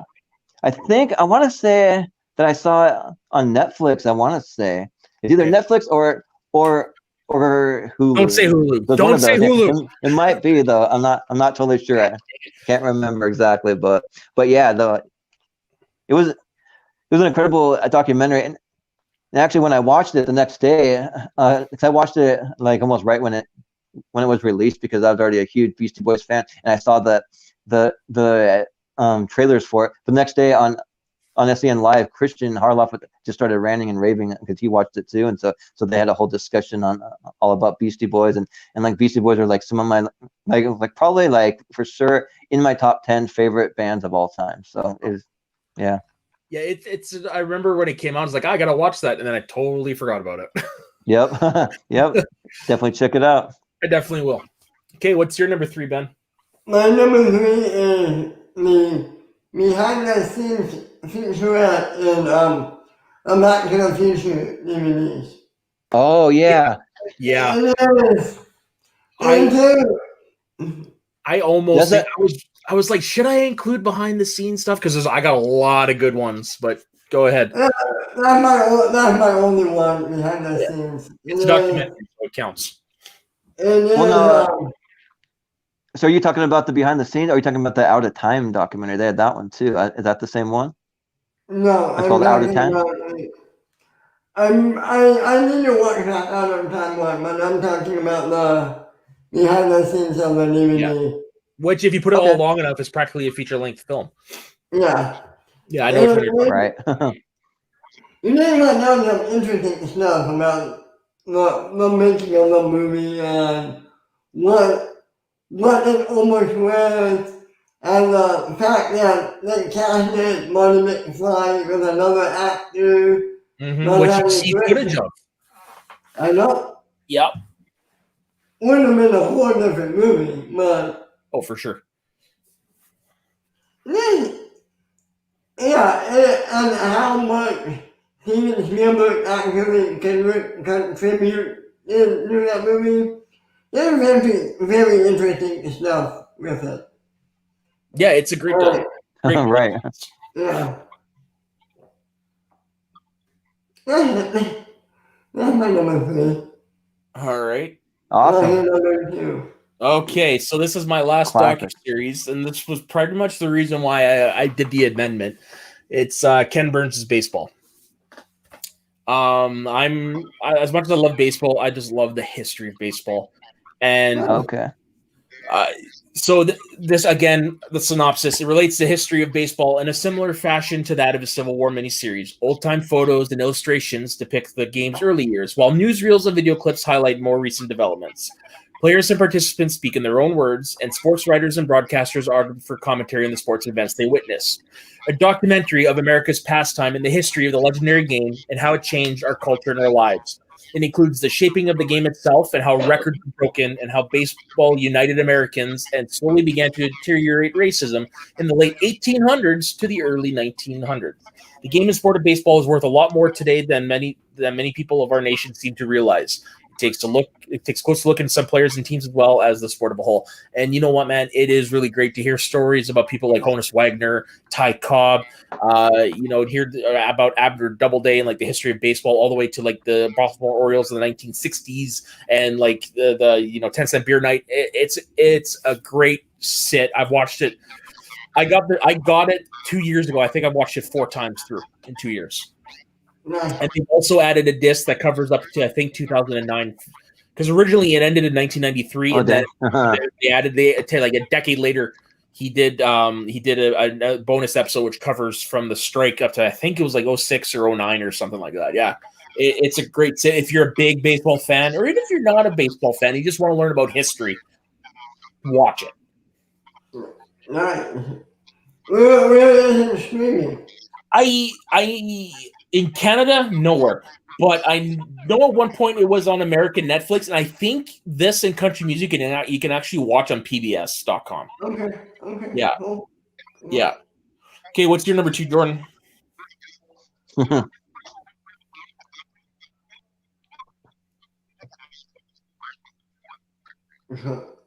Hello. Oh, cool. Yeah, so let's see. My number 2. And real quick, actually, can you hear me all right? Because I think my internet's wigging out. Can you hear me? Hello. There's a bit of a lag, but we can hear you. Give me one. Guys, you want me to drop out real quick, or are we good? I can just drop out and come in real quick. We're almost done, so let's just keep going. All right, cool. So my number 2 is and it's been like the most popular documentary in the world right now. It's obviously, as a basketball fan, is The Last Dance. Because I wasn't gonna add it because you said no docu-series at the beginning, but then when you open it up to docu-series, I was like, all right, I got to add this one. And yeah, just like the footage alone that they have like just like some like footage of Michael Jordan at home when he was a child. They have Michael Jordan, or they have footage of him in the locker room. They have footage of him just writing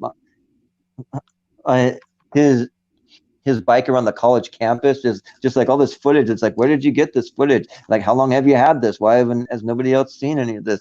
And then you get to find out about a lot of his other teammates, because I definitely kind of call it the Michael Jordan documentary, but definitely it does cover the Chicago Bulls, particularly in the like mid to late 90s. That's when it mainly covers, and you get to find out a lot of things about his teammates. You get to hear some history on Scottie Pippen, some crazy things about Dennis Rodman, how he just quit in the middle of the finals and he went over to do like a WWE match randomly, or like to just like yeah, or just go off to like Vegas for a crazy weekend or something. Like, it's just, and the team would just let him get away with it because they're like, oh, that's just Dennis Rodman blowing off some steam. If we let him blow off some steam, he's going to play better. So we'll just let him do it. So, and then also you get to find out about Steve Kerr and like how his dad died too. I thought that was like a pretty crazy thing. So nuts. That was yeah. nuts. So like I guess Steve Kerr, his dad was the president of the American University of Beirut over in Lebanon, and he was assassinated, I guess, which is crazy. Like he's killed over there. So yeah, so you can find out some like pretty crazy stuff, but like that, like for me, like I just say, like there's nothing in this world like watching greatness, just watching like the greats do their thing, watching Michael Jordan, even LeBron James now, watching Tom Brady. I mean, just watching the greats like just like play lights out, so I just love that kind of aspect. And so yeah, for that, and just like for everything that I said, it's my number 2. Yeah, so for me, like I enjoyed it. It was definitely a must watch when it dropped for me. And I will say the 2 biggest takeaways I got from that was, one, seeing Dennis Rodman pre-Dennis Rodman, because to me he's always got the color hair and the tattoos and the piercings, but to see him when you first joined the league is just, that's not Rodman. And then on the Pistons, and then learning about the Detroit Pistons Chicago Bulls rivalry of the late 80s. I had no idea, and just wow, like just how what a dick move when Chicago wins their first title and the Pistons don't even freaking shake hands. That was a dick move. They don't even shake hands. And to this day, too, Isaiah Thomas and Michael Jordan, they don't get along. I think Michael Jordan, they respect each other, but they don't like each other.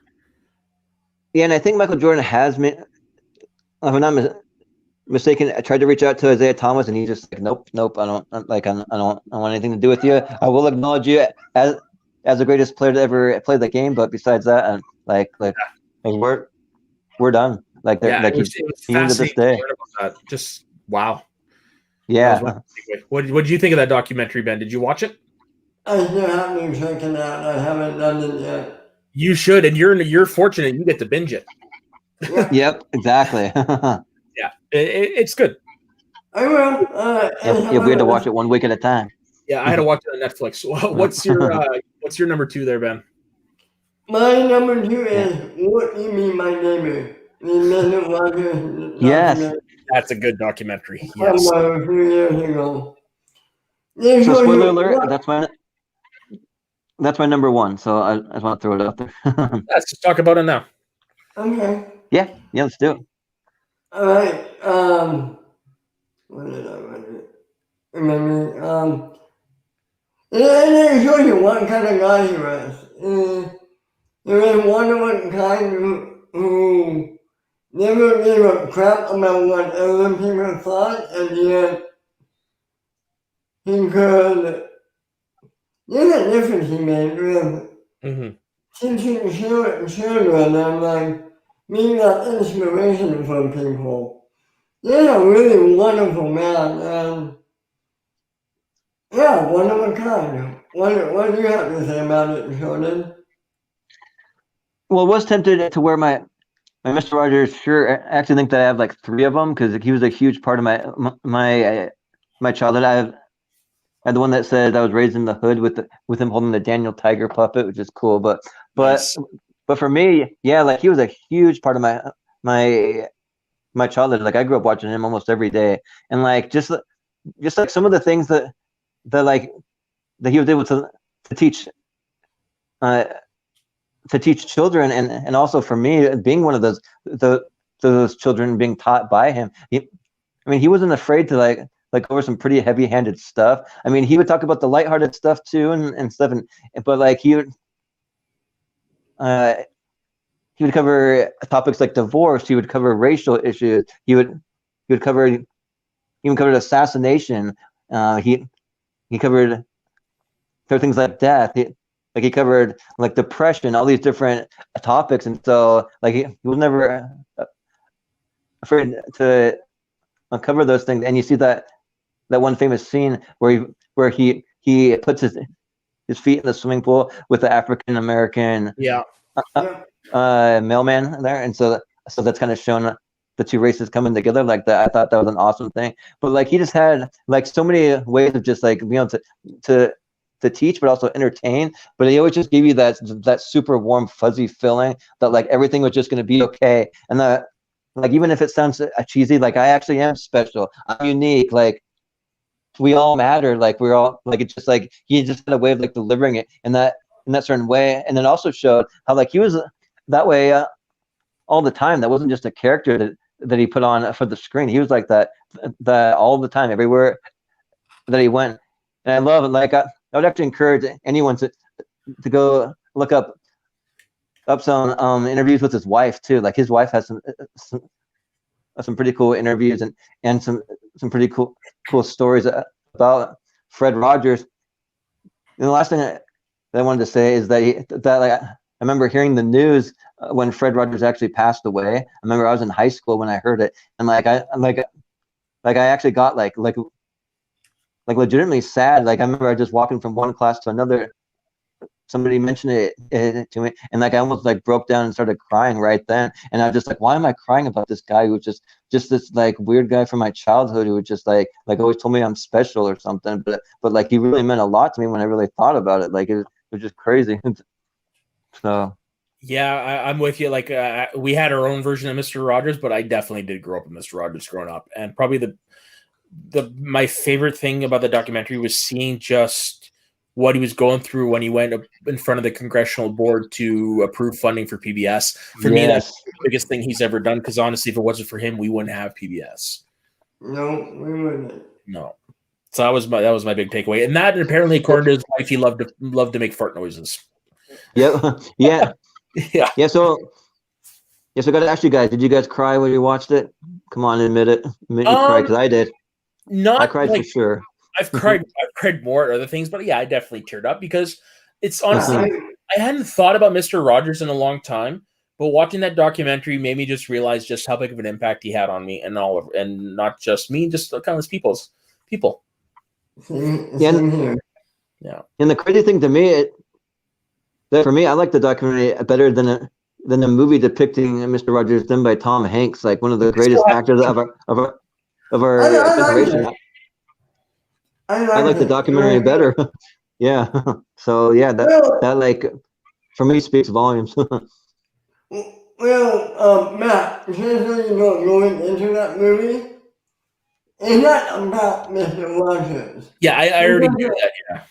Oh, okay. Yeah, I already do that. It's in my queue on Netflix. I just haven't watched it yet. It's worth watching. I really liked it. Yeah, maybe if I need to pick me up, I might watch it. Yep, exactly. Okay, so now my number one. It's another documentary on Disney Plus. Came out, what year? I think it was 2003. It came out. It's a documentary called Ghosts of the Abyss. Anybody heard of it? No. I think so. Go ahead. Okay, so James Cameron journeys back to the site of his greatest inspiration, the legendary wreck of the Titanic, with a team of the world's historic and maritime experts and friend, Bill Paxton, who also narrates the documentary. He embarks on an unscripted adventure back to the final grave, where nearly 1,500 people lost their lives almost a century ago. Using state-of-the-art technology developed expressively for this expedition, Cameron and his crew are able to explore virtually all of the ship, inside and out, as never before seen. Now, that, I think, right there is really cool, because this was the first time anybody had ever seen the inside of the ship and seen just what the structure looks like. The biggest takeaway from this was there is a scene at the end of the movie Titanic It's the scene after Rose, where she dies, didn't die, whatever you want to feel about that, where they kind of venture down the promenade deck and they end up with everybody and Rose and Jack kissing. You guys remember the scene, right? So the promenade deck that they go down, it turns into what they thought it would look like now. Well, when they actually went into the promenade deck, it looked like they did it in the movie. Yeah. Like nobody had been in that deck prior to that expedition, and it ended up looking pretty damn to what they designed for the set. Wow. Yeah. So it was like pretty preserved, like even underwater all that time. For sure. And also, they were on the Titanic when 9/11 happened. Okay. Really? So when the terrorist attacks happened, Bill Paxton, James Cameron was in a submersible exploring the Titanic, so he didn't hear about it till hours later. Oh, wow. Yeah. It's like coming up to a whole new world or something. Pretty much. And they do cover that a little bit in the documentary. It's almost, it hits weird because they're in the spot of probably the most famous maritime disaster, one of the biggest loss of lives in the history of ocean faring, on the day of one of the biggest terrorist attacks in history. Like, it's just... Yeah, there's a lot of parallels. You're in the fields 20 years later. No. Yeah. Bill Paxton, he was in the movie too, right? Yeah, he was in the movie. He went down to the ship and stuff. He also narrated it. Yeah. Yeah, so you see the ship from his point of view. He's got a little quippy one-liners, and yeah, it's on Disney+. It's worth watching just to see the cool stuff they see in the Titanic. Like, I'm a big Titanic fan of not just the movie but of the history. I'm almost afraid to ask you. That's awesome. Have you ever heard of the animated Titanic movie? I have, but I've never seen it. Okay. Now here's one. The animated one. Have you ever heard of the Nazi Titanic movie? Whoa, no. So in 1940s, there's actually a documentary on it done by History Channel, which actually almost made my list. But essentially, during the time of Nazism, the Nazi government had their own film division, and they were actually making movies with Germanistic propaganda towards it. And they actually did one based on the Titanic, where it was actually like the fault of the British and stuff like that it sank, and this whole weird thing. And then there's more like the director was murdered in jail and stuff like that, and I think it has to do with this movie. It's this whole crazy thing, but yeah, there actually is a Nazi Titanic movie out there. Wow. Yeah. Okay, so we have your number one, Jordan. Yeah, so we already heard it, but I was going to ask you one question. So, have you heard of the Titanic Museum? I know they have one in Las Vegas, but they may have other places. But like, my brother used to live in Las Vegas, so you get to go in this museum, and it's like going down into the bowels of the Titanic, and you get to see everything, and they recreate everything, and it's actually really, really cool. It's like a whole live action experience. It's like seeing what it all looks like. It's a bucket list item of mine for sure. My grandparents have been there and brought me back a T-shirt, and my best friend went there. Was it last year? And brought me back this book that has all the newspaper articles released from the time of the Titanic sank. Oh, that's cool. Yeah, it's a bucket list of mine, and I know there's one in Newfoundland because that's where all the most of the bodies are buried, and then there's also one in Belfast where the ship launched. So there's a lot of different museums. Yeah. Yeah, they got one. I think it's in like Mandalay Bay Hotel. Yeah, that's the one my friend Las Vegas. Yeah, she was sending me pictures, and I was sending her replies like, "I hate you." Nice. Okay, so you already did your number one, Jordan, which was Won't Be My Neighbor. What is your number one, Ben? My number one is something that I saw that changed my life for a few months, but then I quickly got over it because I was hungry one day. Supersize Me. Have you seen that? There you go. No, I haven't, out of fear. I've seen it. Yeah, it's good. Yeah. One man tuning into McDonald's 3 times a day for every day for a month. Yeah, I can relate a little bit. And have some drastic effects on them. Hey, man, ain't hard to watch, but it opens up your eyes in a way you don't even want to know. But yeah, I'm good. I will. Yeah. I can relate. When I was was 19, 20, I worked at A&W, and I 5 days a week, twice a day, I would eat A&W because I got it for cheap. So I can relate on both that, all that jazz.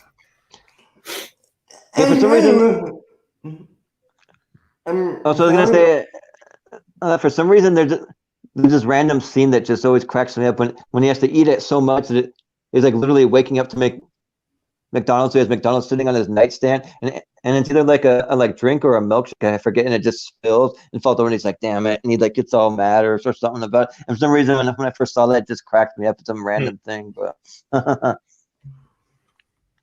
he just looks so annoyed. Yeah, I bet.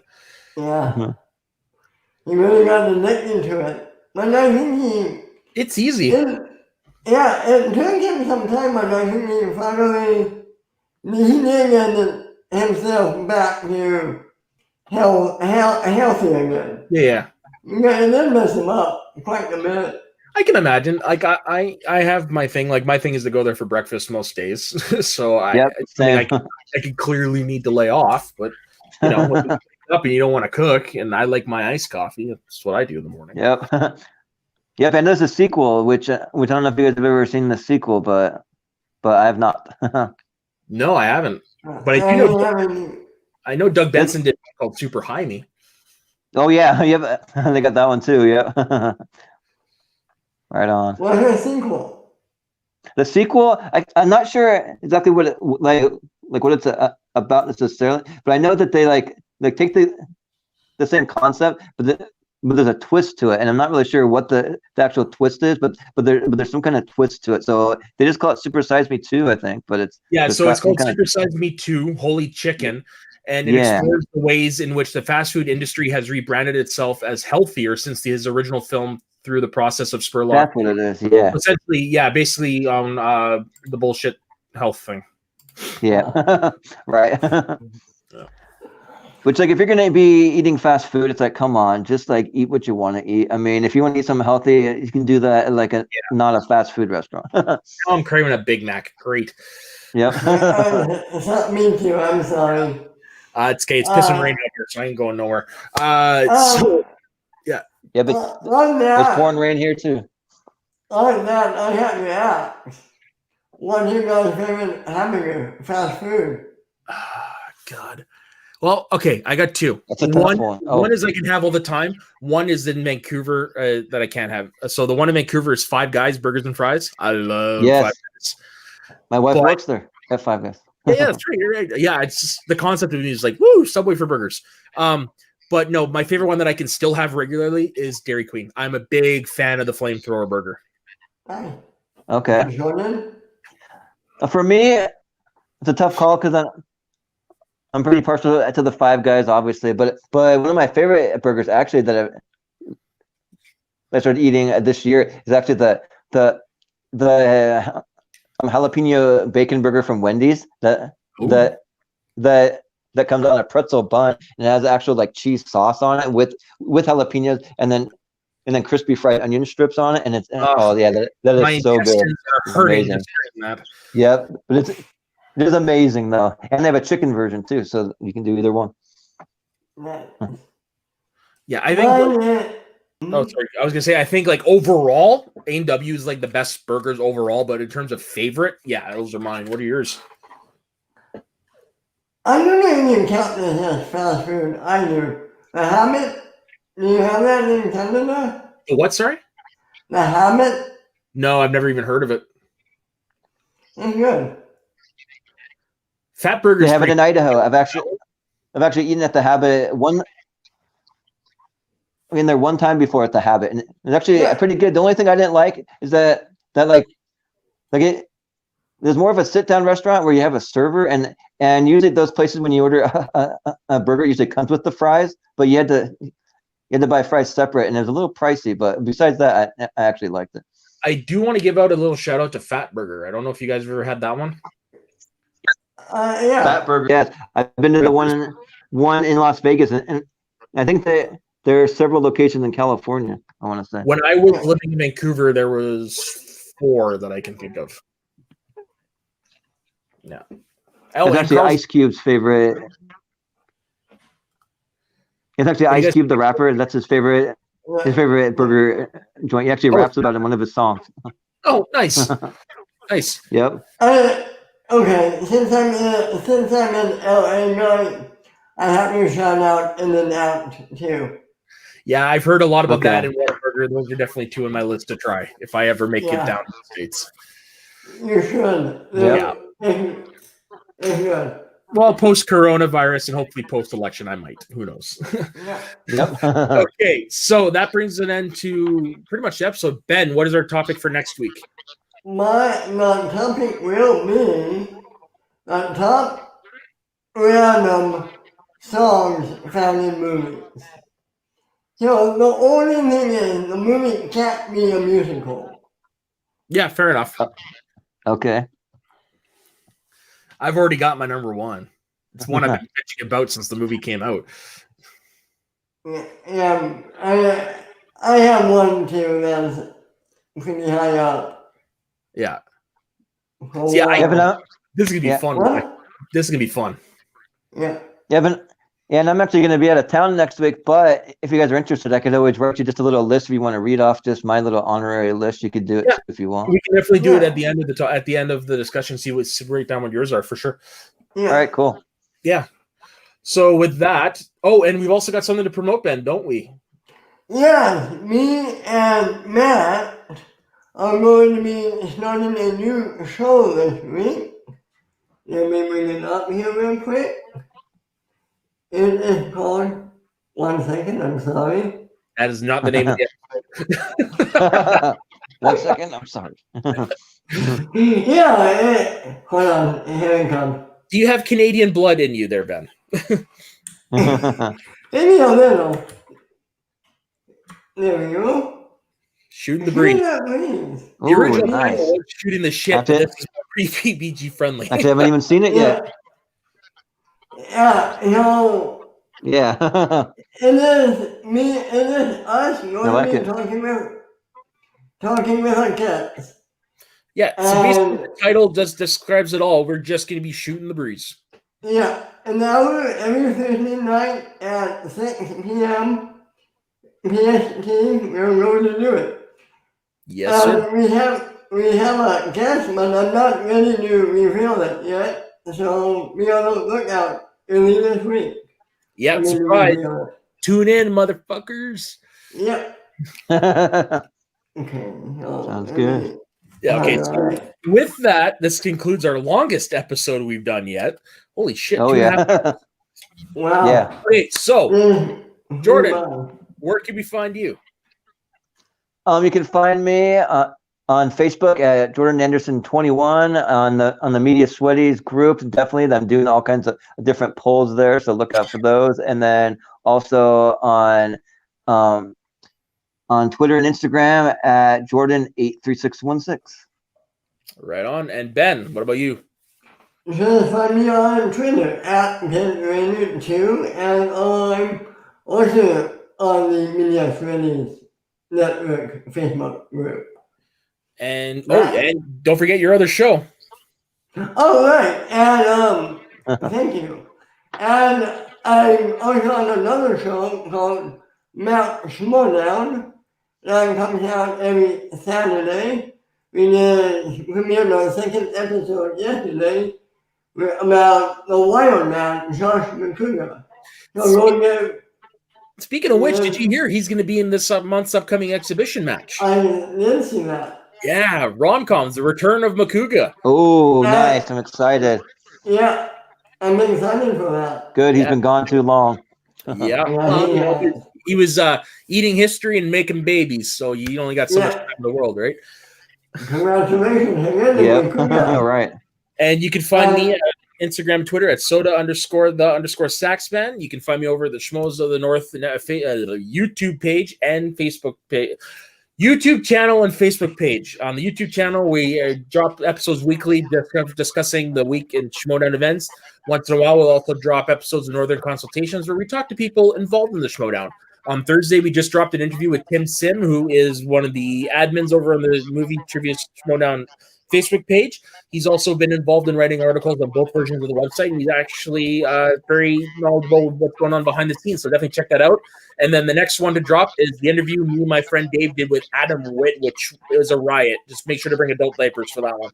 A lot of laughter. Looking forward to watching that one. Yeah, that should be good. It's funny. Like Dave broke. Like Adam Witt's only the second person I've seen break Dave on camera. Wow. It's definitely worth the hour. So yeah, that's pretty much where you can find me. So on behalf of these two gentlemen here, thank you very much for joining us. If you're still around, and we'll see you next week, same time, same Sweaty Net channel. Yeah. Sounds good. Stay sweaty. Yeah, stay sweaty.